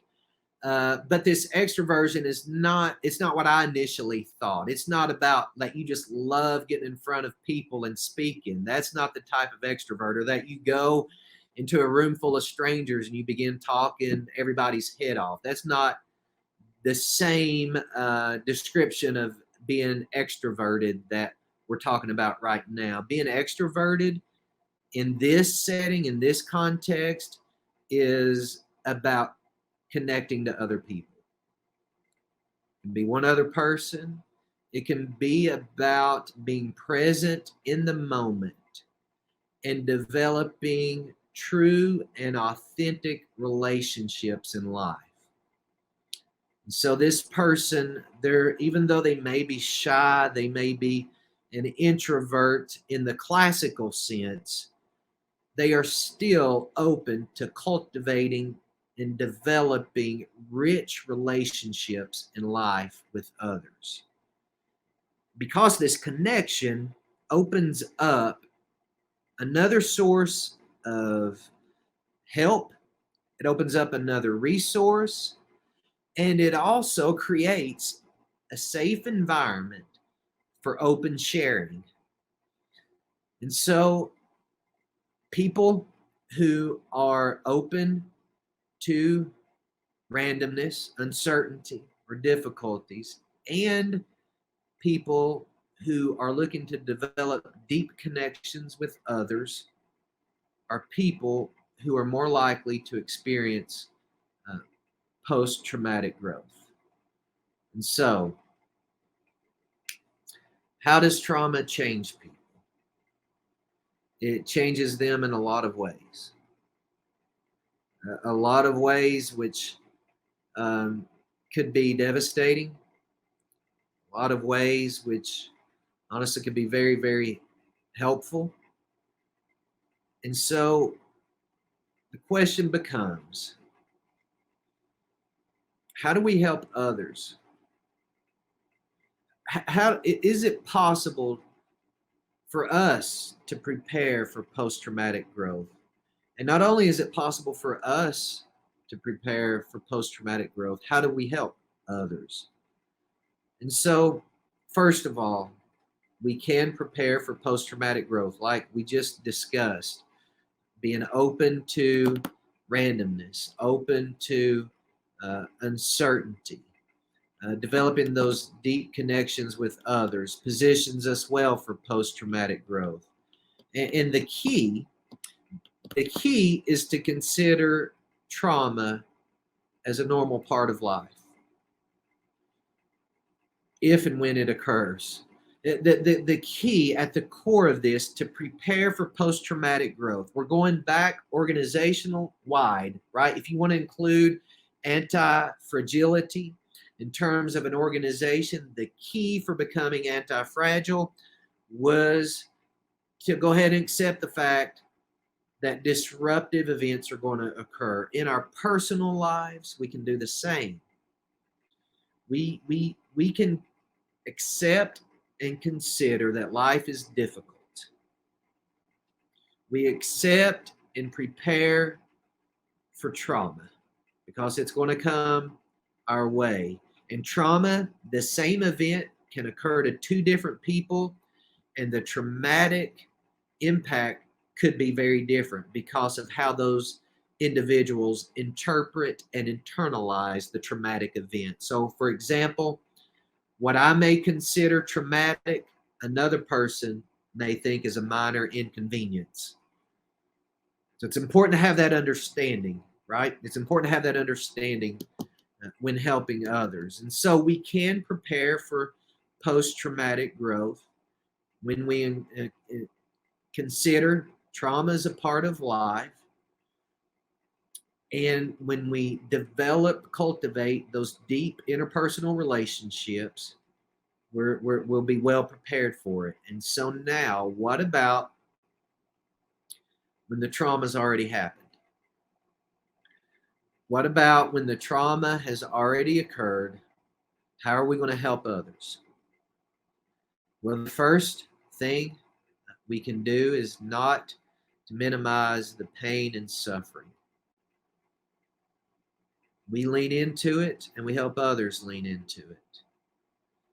The pain and suffering that is experienced can be shared. I know I want to go back to the church setting, the church context, the recovery ministry that I was mentioning earlier. That's an important part of recovery.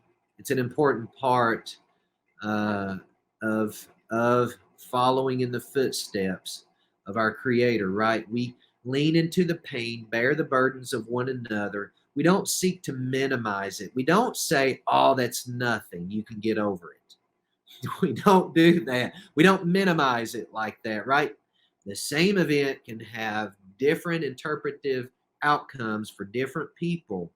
No, we validate the pain and suffering. We sit with it. And we honestly, we don't try to move rapidly through it. Talking about how do we help others through experience growth through the traumatic events in life.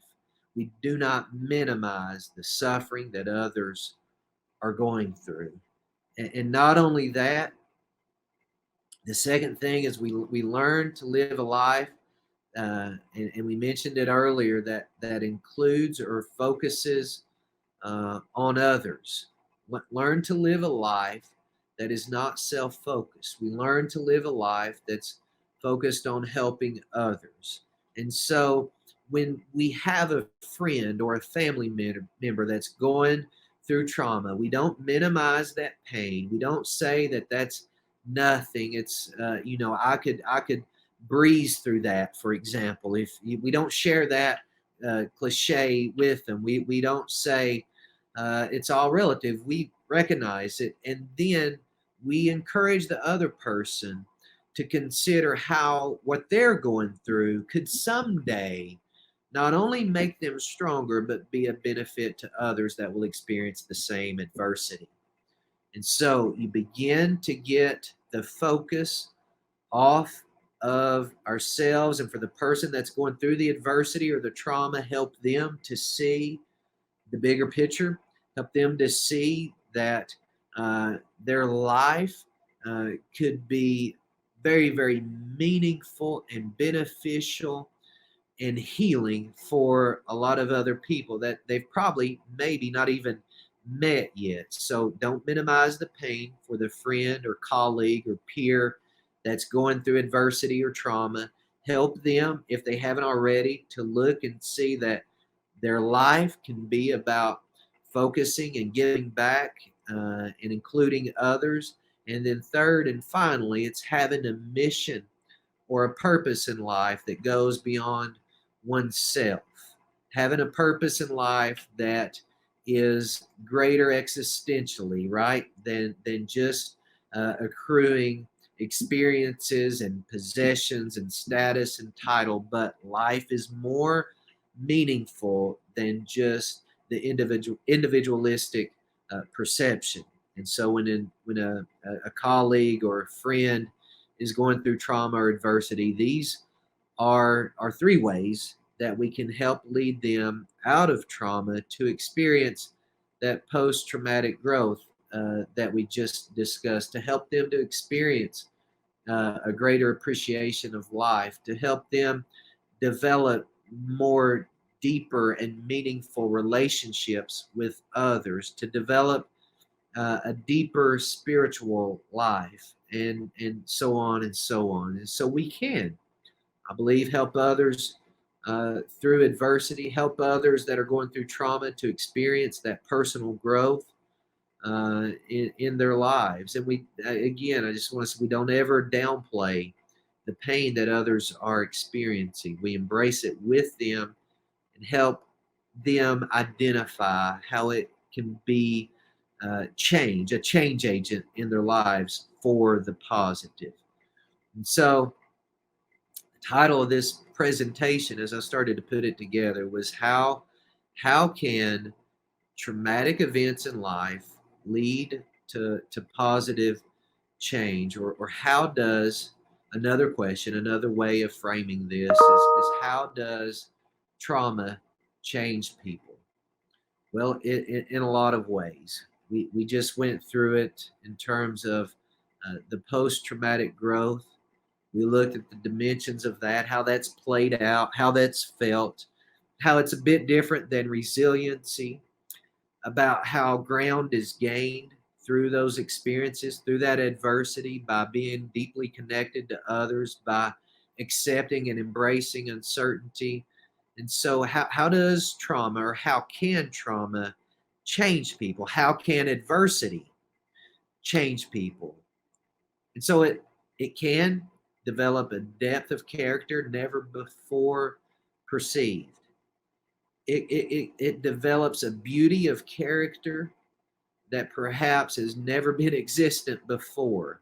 It's created something that's not only beautiful, but robust and strong in terms of commitment, in terms of connection to others. It creates beauty, resiliency, tenacity, grit, but also one of the most important ways that adversity can positively change people is through the creation and the broadening or expansion of empathy.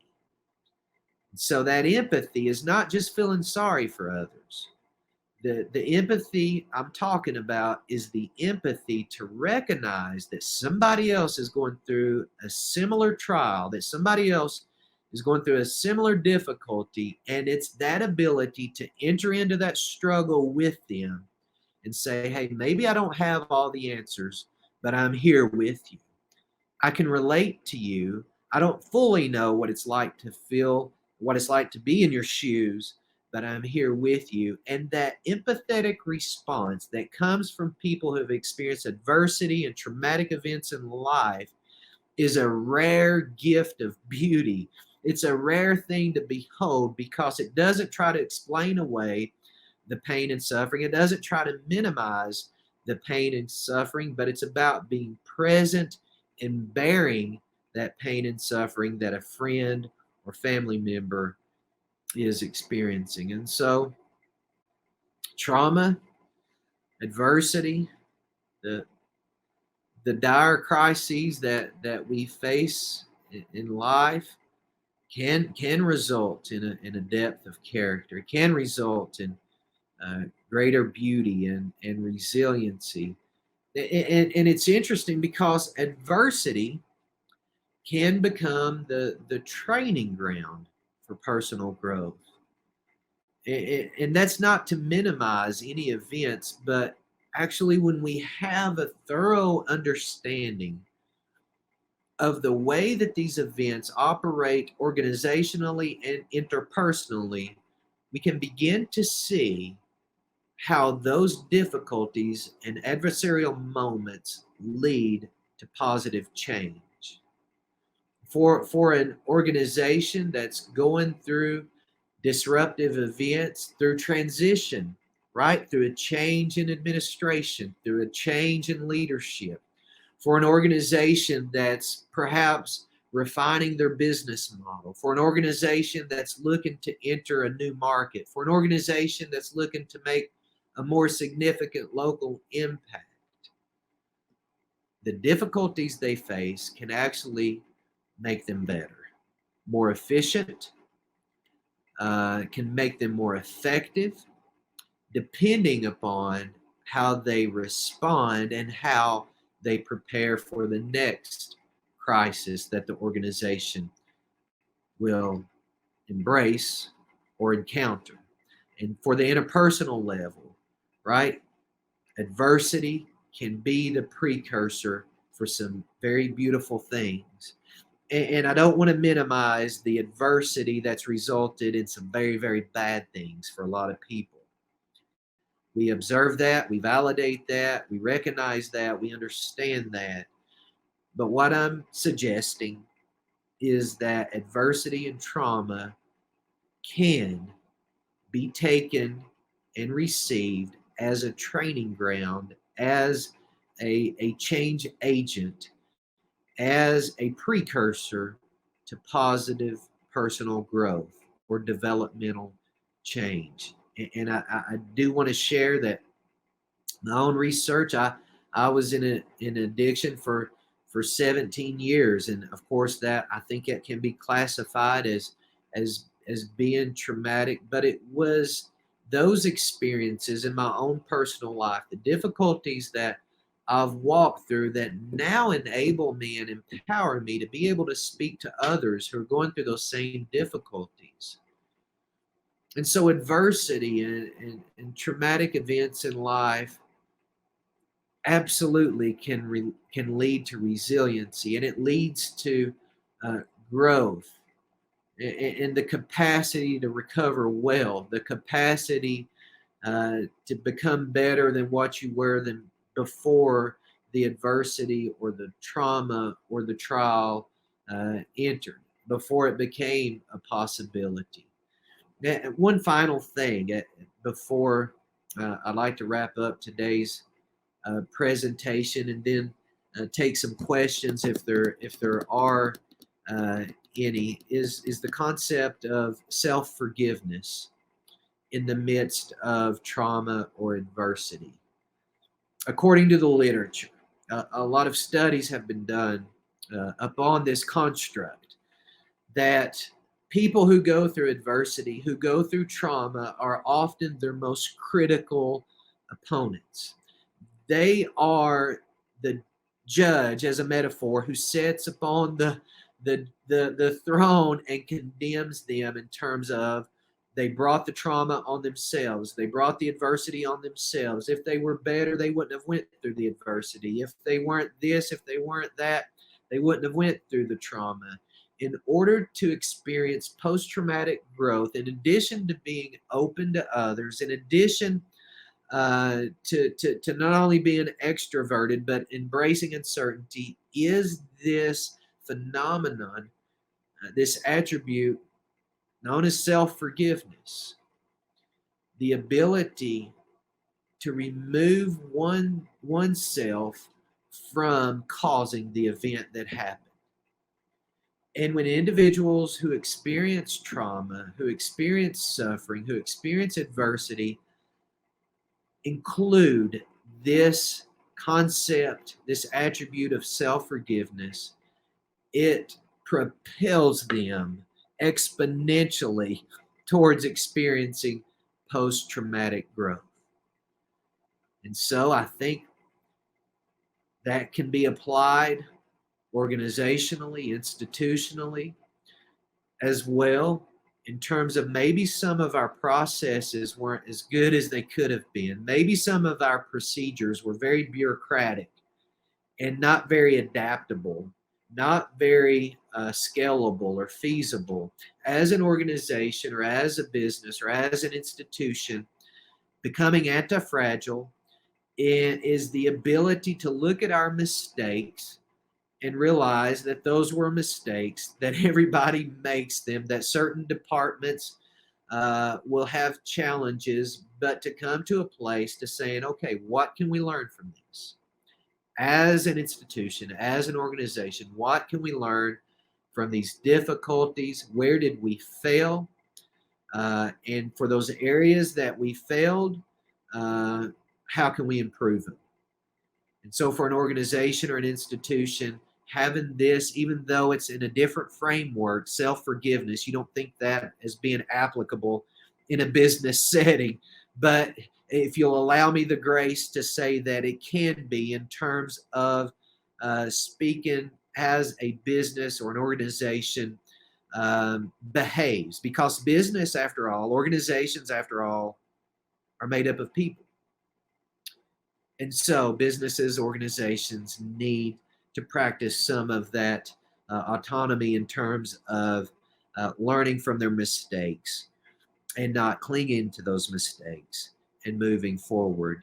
And finally, on a personal level, this idea of self-forgiveness is so critical when it comes to post-traumatic growth, when it comes to being anti-fragile in our lives, right? We think that we have to always put on the good face, the strong face, that we have to tell others that I'm okay, thanks for asking. In reality, we're not okay. And so I think what can best lead or position us as individuals for post-traumatic growth is to be open and honest, just what we've went through, to share that maybe we're not okay, maybe we're struggling with some things, but that vulnerability actually is a pathway towards strength. And not only the connection to others and just the awareness that there's going to be another adversity in the future. There's going to be perhaps another event in the future that will lead to trauma, but also this ability for individuals, for us to develop this practice of self-forgiveness, to where while we may have contributed to some of our negative experience, perhaps overall, we need to allow a space for not assuming, embracing, and clinging on to blame, but moving to a place of having forgiveness, of having choice, and being open to experiencing growth from that confession. And so to conclude, I would like to say and suggest that traumatic events, difficulties, whether institutional wide or organizationally wide or personally, can lead to positive change, can lead to a deeper depth of character, can lead to gifts and attributes which were never before seen, which now become not only a great resource for the individual or the organization, but for others as well. And so I'd like to, if anybody has any questions, if you want to ask them now, I'm not seeing anything in the Q&A, but if you want to ask a question, I'll be glad to answer them to the best of my ability. Yeah, and so Jason, I know we'll give them a moment to put their questions in the Q&A, but I just wanted to say thank you for teaching us some new concepts, the concept of anti-fragility and post-traumatic growth. And what stood out to me is just how important that is for us personally, but also as leaders. I mean, we're leading ourselves through some of those challenging trials, but also leading others. And then developing that empathy, that really stood out to me. So thank you for sharing that. I think that's powerful. Yes, sir. You're welcome. Yes.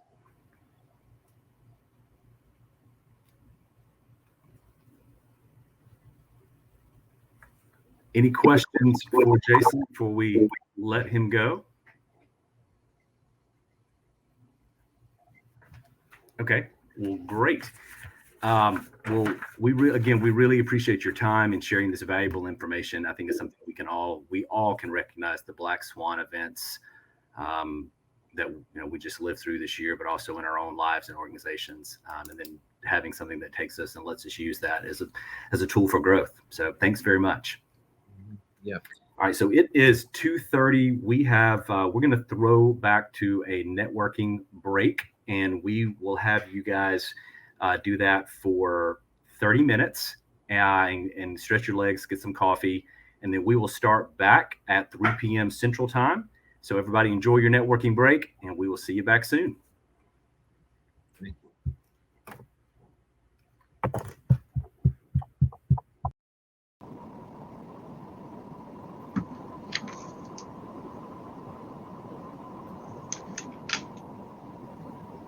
Well, good afternoon, everyone. I'd say I know just about everybody in this room, and it's just an honor for me to be able to say hello to you all. Apologize for not being online a little earlier. Some plans changed on mine, and I was in the air. But so grateful for this session, for this time, and all of your hard work and what you all do across the state just to make things so much better. And I'm also just proud of your hard work in CPM. And just the great things that we're hearing what you're doing. And our current class is doing wonderfully. We just completed our September session with the seminary and over at the different places, but with Dr. Jeff Lindsay. But anyway, just so grateful to be here with you. And I want to introduce you to CPM grads that some of you know from the class of 2020. They just graduated recently, but we have with us, and we've asked them to share a little bit about their project, and then kind of where they are now with their project and how it is working, and in their agency, and how they are now. And so we have with us the mayor of McKenzie, Tennessee, Mayor Jill Holland. And we've asked her to share. And then directly after she shares, we're going to have Daryl Robertson, and he is the Assistant Director of Industry and Governmental Affairs at the Tennessee Housing Development Agency. So we're going to ask Mayor Holland to share, and right after that, Daryl's going to come on and share, and we'll enjoy hearing where they are now with their project. So Mayor Holland, take it away. Okay, thank you, Trent, and it's good to see everyone. What I would like to say is that I'd like to thank Tim Ellis for all of his help with my capstone, because he had some great advice, and I was able to follow a lot of his direction in making sure that ours was a success. But my capstone was actually to make our farmers market a destination. And I felt if I could do that, that would bring more people into McKenzie, a small rural town. They would not only help the vendors out at the farmers market, but they would also shop in our town, hopefully, eat at the restaurants. And it is really just an angle of tourism that we felt was untapped. We've had farmers markets before every year for several years, but they just have not been what we actually thought their full potential was. We actually have a building that is probably one of the few green well, it is green because it was a building that was slated to be torn down. We bought it for practically nothing, worked with trustees and the Carroll County Jail to actually revitalize the building and make it safe. And so it is green because we didn't tear it down. And it is also probably one of the few indoor-outdoor farmers markets in West Tennessee. In order to do this, we began advertising early. in order to get vendors, because we realized that the number of vendors directly translates to the number of customers that we would have. We did this through ads in the newspaper, through radio, feather flags, signs around, and sure enough, we started getting calls from vendors from all over, not just from McKinsey. In addition to that, I researched various successful farmers markets throughout the country, and I found that a lot of these had they were success stories because of extra events that they had. And so we planned children's activities for the first and third Saturday of every month. And some of those included planting sunflowers, the very first children's activity in June, so they could enter the largest sunflower contest. We just had that contest this last week. We made the Hungry Caterpillar out of grapes and raisins. We had worked with 4-H. Actually, they have been wonderful. The County Extension Service and 4-H. They worked with us on a fruit and vegetable race car derby, which was a lot of fun and very creative. We also, on the 4th of July, we made ice cream in plastic bags, which they loved that. They made fairy gardens. They made winter planters with rosemary to grow in their windowsill during the winter. They made corn husk dolls and characters. And then on October the 23rd, this farmers market actually goes until the last Saturday in October. But we are working with 4-H and Carroll County Extension Service to have a grill masters for kids. So they're going to teach them how to safely use grills, and they're going to be cooking hot dogs and I think hamburgers for their families to enjoy. And then we had some activities for all ages, mainly adults. We had a macrame class from one of our vendors that sells macrame. And we also had a beekeeping class. A lot of people were asking if we had honey that was grown in the area, because of course that's supposed to be very, very good for you. And so we actually brought in some master beekeepers, and they had a beginning beekeeping class, which was very successful. And then to kind of keep things going, we decided to have a few festivals within our farmers market.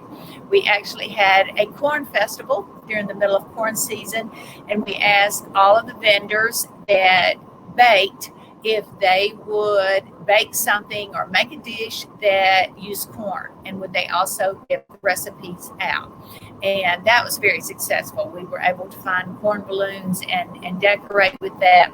We also made the corn husk dolls during that for the kids, and of course we had corn to sell.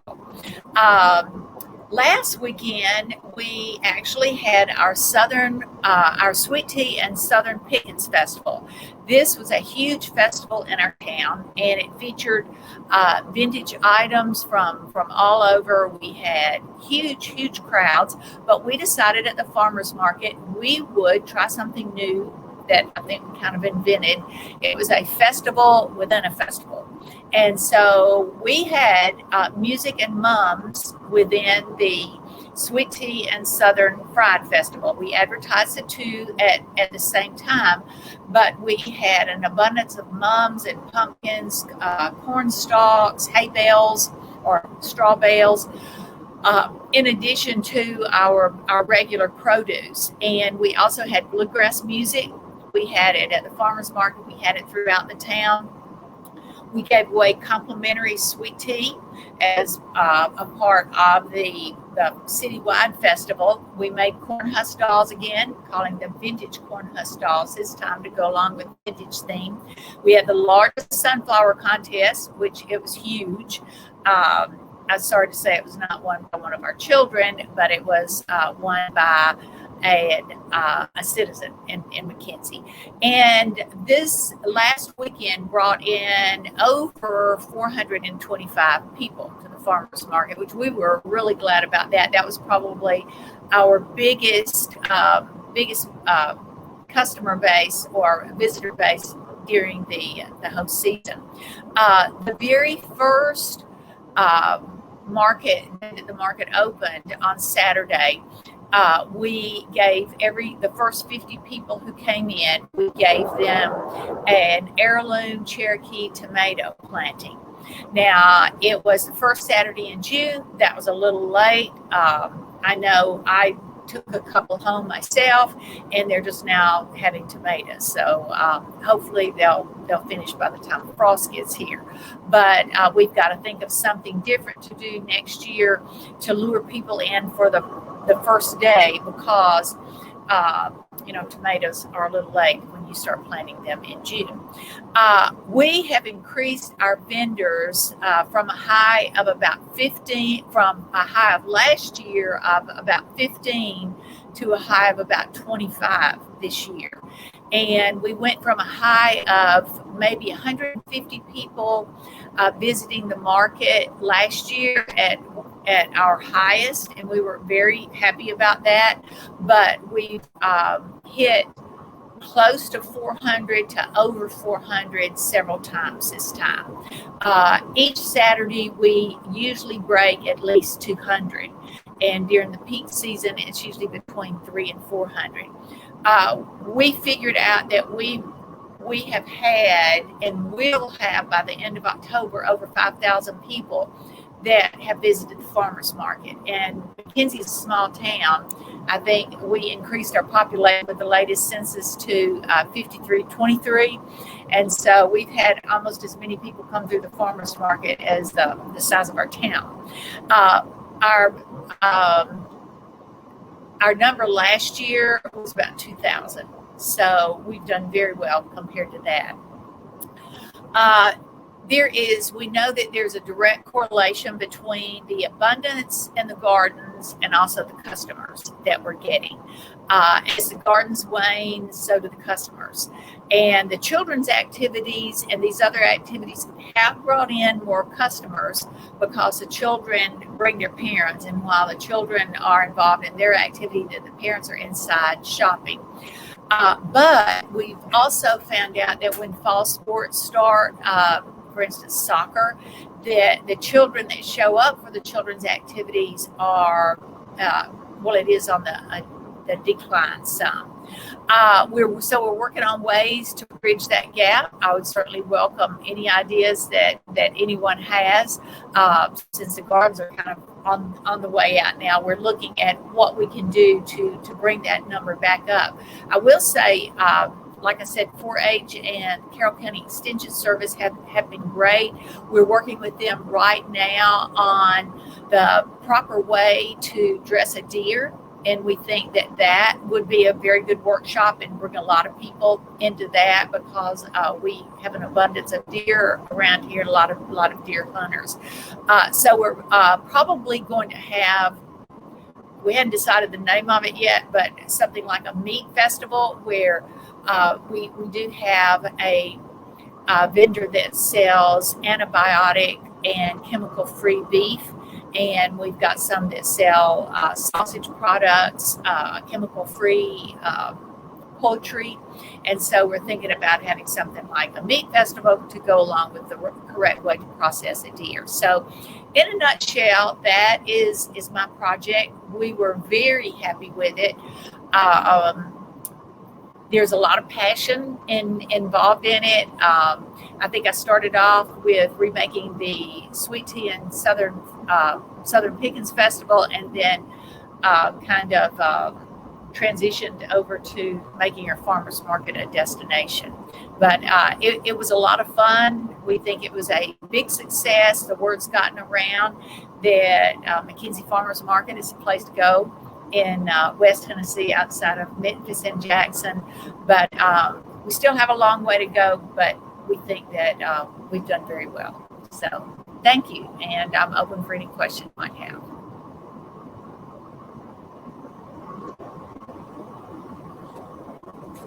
Thank you, Mayor.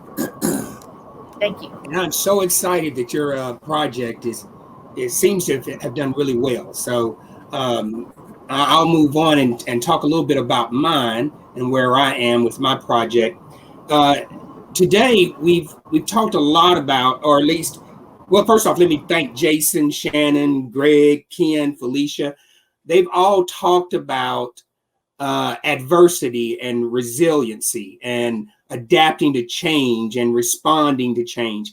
And it's so fitting when I look at what we've had to go through with my project over the past year or so. COVID has created challenges for all of us, and I'm sure. And my team has stepped up. They really have. They refuse to let this project go. And I'm so excited about that. So for those of you who don't know me or know anything about my project, let me introduce myself. My name is Daryl Robertson. I'm the Assistant Director of Industry and Governmental Affairs. And THDA is your state housing finance agency. My project is partnering with historically Black colleges to help build wealth through home ownership.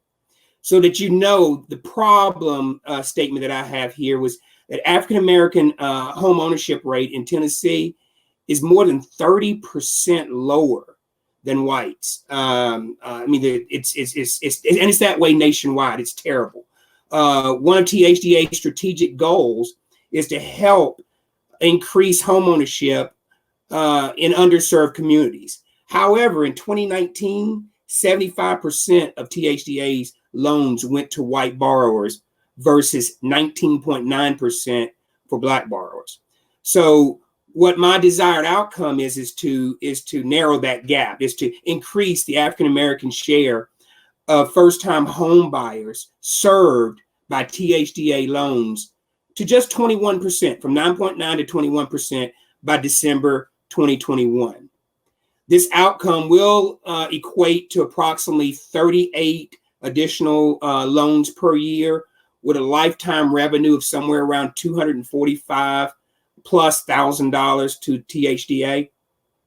So my proposed solution is for THDA to utilize Tennessee's 6 historically Black colleges as partners for research, resources, and outreach to states' African-American communities. And these colleges are Tennessee State University here in Nashville, Meharry Medical College here in Nashville, Fisk University in Nashville, Lane College in Jackson, Lemoyne-Owen College in Memphis, and American Baptist College here in Nashville. So what I've done is I've tasked our IGA team to identify the decision makers at all of the HBCUs. And these efforts will allow us to set up meetings to explain in detail the project and each organization's role. So what these conversations will look like is that allowing THDA to offer 2 classes per year, 1 each semester, to the faculty. We know there's a lot of faculty members there that do not own homes, and we'd love to have that conversation with them. Also, we love to be able to, of course, reach out to their student body. We like to do that twice a year, 1 in each semester, to help them understand the importance of home ownership. And we'd also like to partner THDA with these colleges to offer home buyer seminars each year to the general public. They're kind of the trusted advisor in the communities, especially for African Americans, is their colleges, their HBCUs. So we like to utilize them to help us get the word out to the general public. And also, which is really dear to my heart, I would love to be able to encourage these colleges to offer the NMLS, which is the mortgage loan officer, and the real estate pre-licensing classes for students and the general public. And these courses are to help increase minority participation in the mortgage and the real estate industry. Now, unfortunately, COVID-19 has slowed progress. These colleges are closed to the public until further notice. So my team has shifted gears. They adapted to change, some of the things we talked about today, and they've reached out to these to other organizations that currently have relationships with our HBCUs. And these organizations are nationally known organizations, and there's 2 of them that we've reached out to. One of them is NAMBA, it's National Association for Minority Mortgage Bankers of America, and Home Free USA. Both are willing to work with us to build relationships with these colleges and partner to make sure that we educate the faculty there, the student body there, and the general public. So we're excited about these collaborations. I'm excited about the way my team was able to adjust when they knew we couldn't get into these colleges, was able to come in a different way and build these relationships with these national companies and help keep this process alive. So we just recently heard back from Fisk University, and we hope to be doing a virtual presentation in the spring, and hope to have many more and to encourage these other colleges to do the same. So again, we're going to continue to be resilient, things we talked about today, and come up with ways to make this capstone project a success. Thank you guys. I really appreciate all of you all of you do. And if you have any suggestions or anything that we can do to get into some of these universities, please feel free to reach out to me at drobertson@thda.org.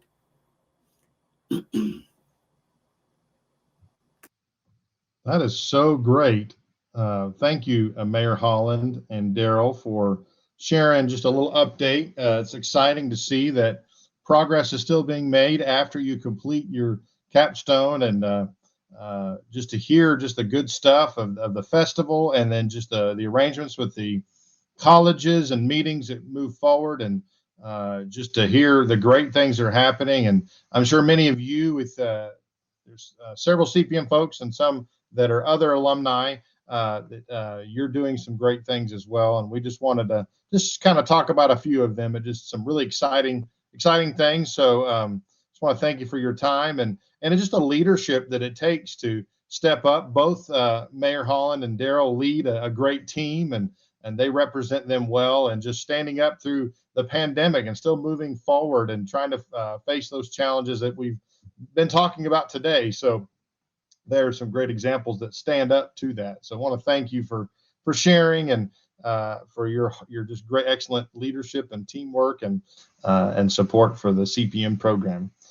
And so if there are not any questions, I would like to just introduce Dr. Maisel Ely. Dr. Ely? Yeah, thank you, Trent.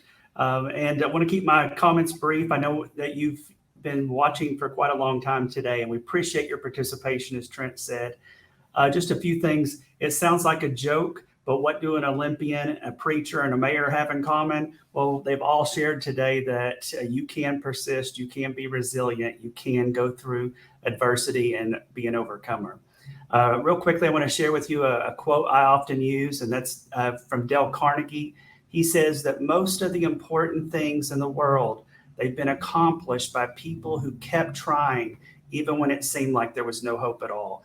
And I love that quote because it is inspiring to hear the stories that we've heard from this morning with THEC, and then the Olympian Sharon Couch, Jason Root from Campbellsville University, Daryl from THDA, and Mayor Holland from McKinsey.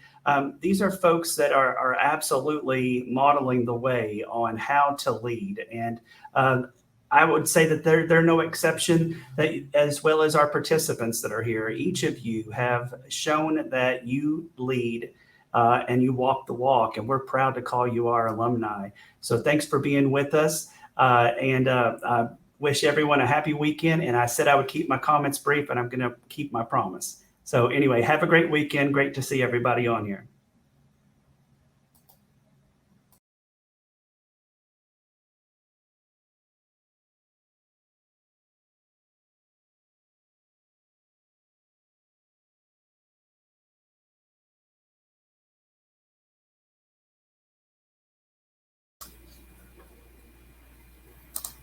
Thank you, Maisel, for saying a few words at the end of the day. But everybody at the Navy Center would like to really thank you for being here today. We had some great content that's very relatable with everything that's gone on in the past year. But as always, if we can ever do anything for anyone, please reach out to anyone on the team. And we hope to see you guys soon. Have a great weekend.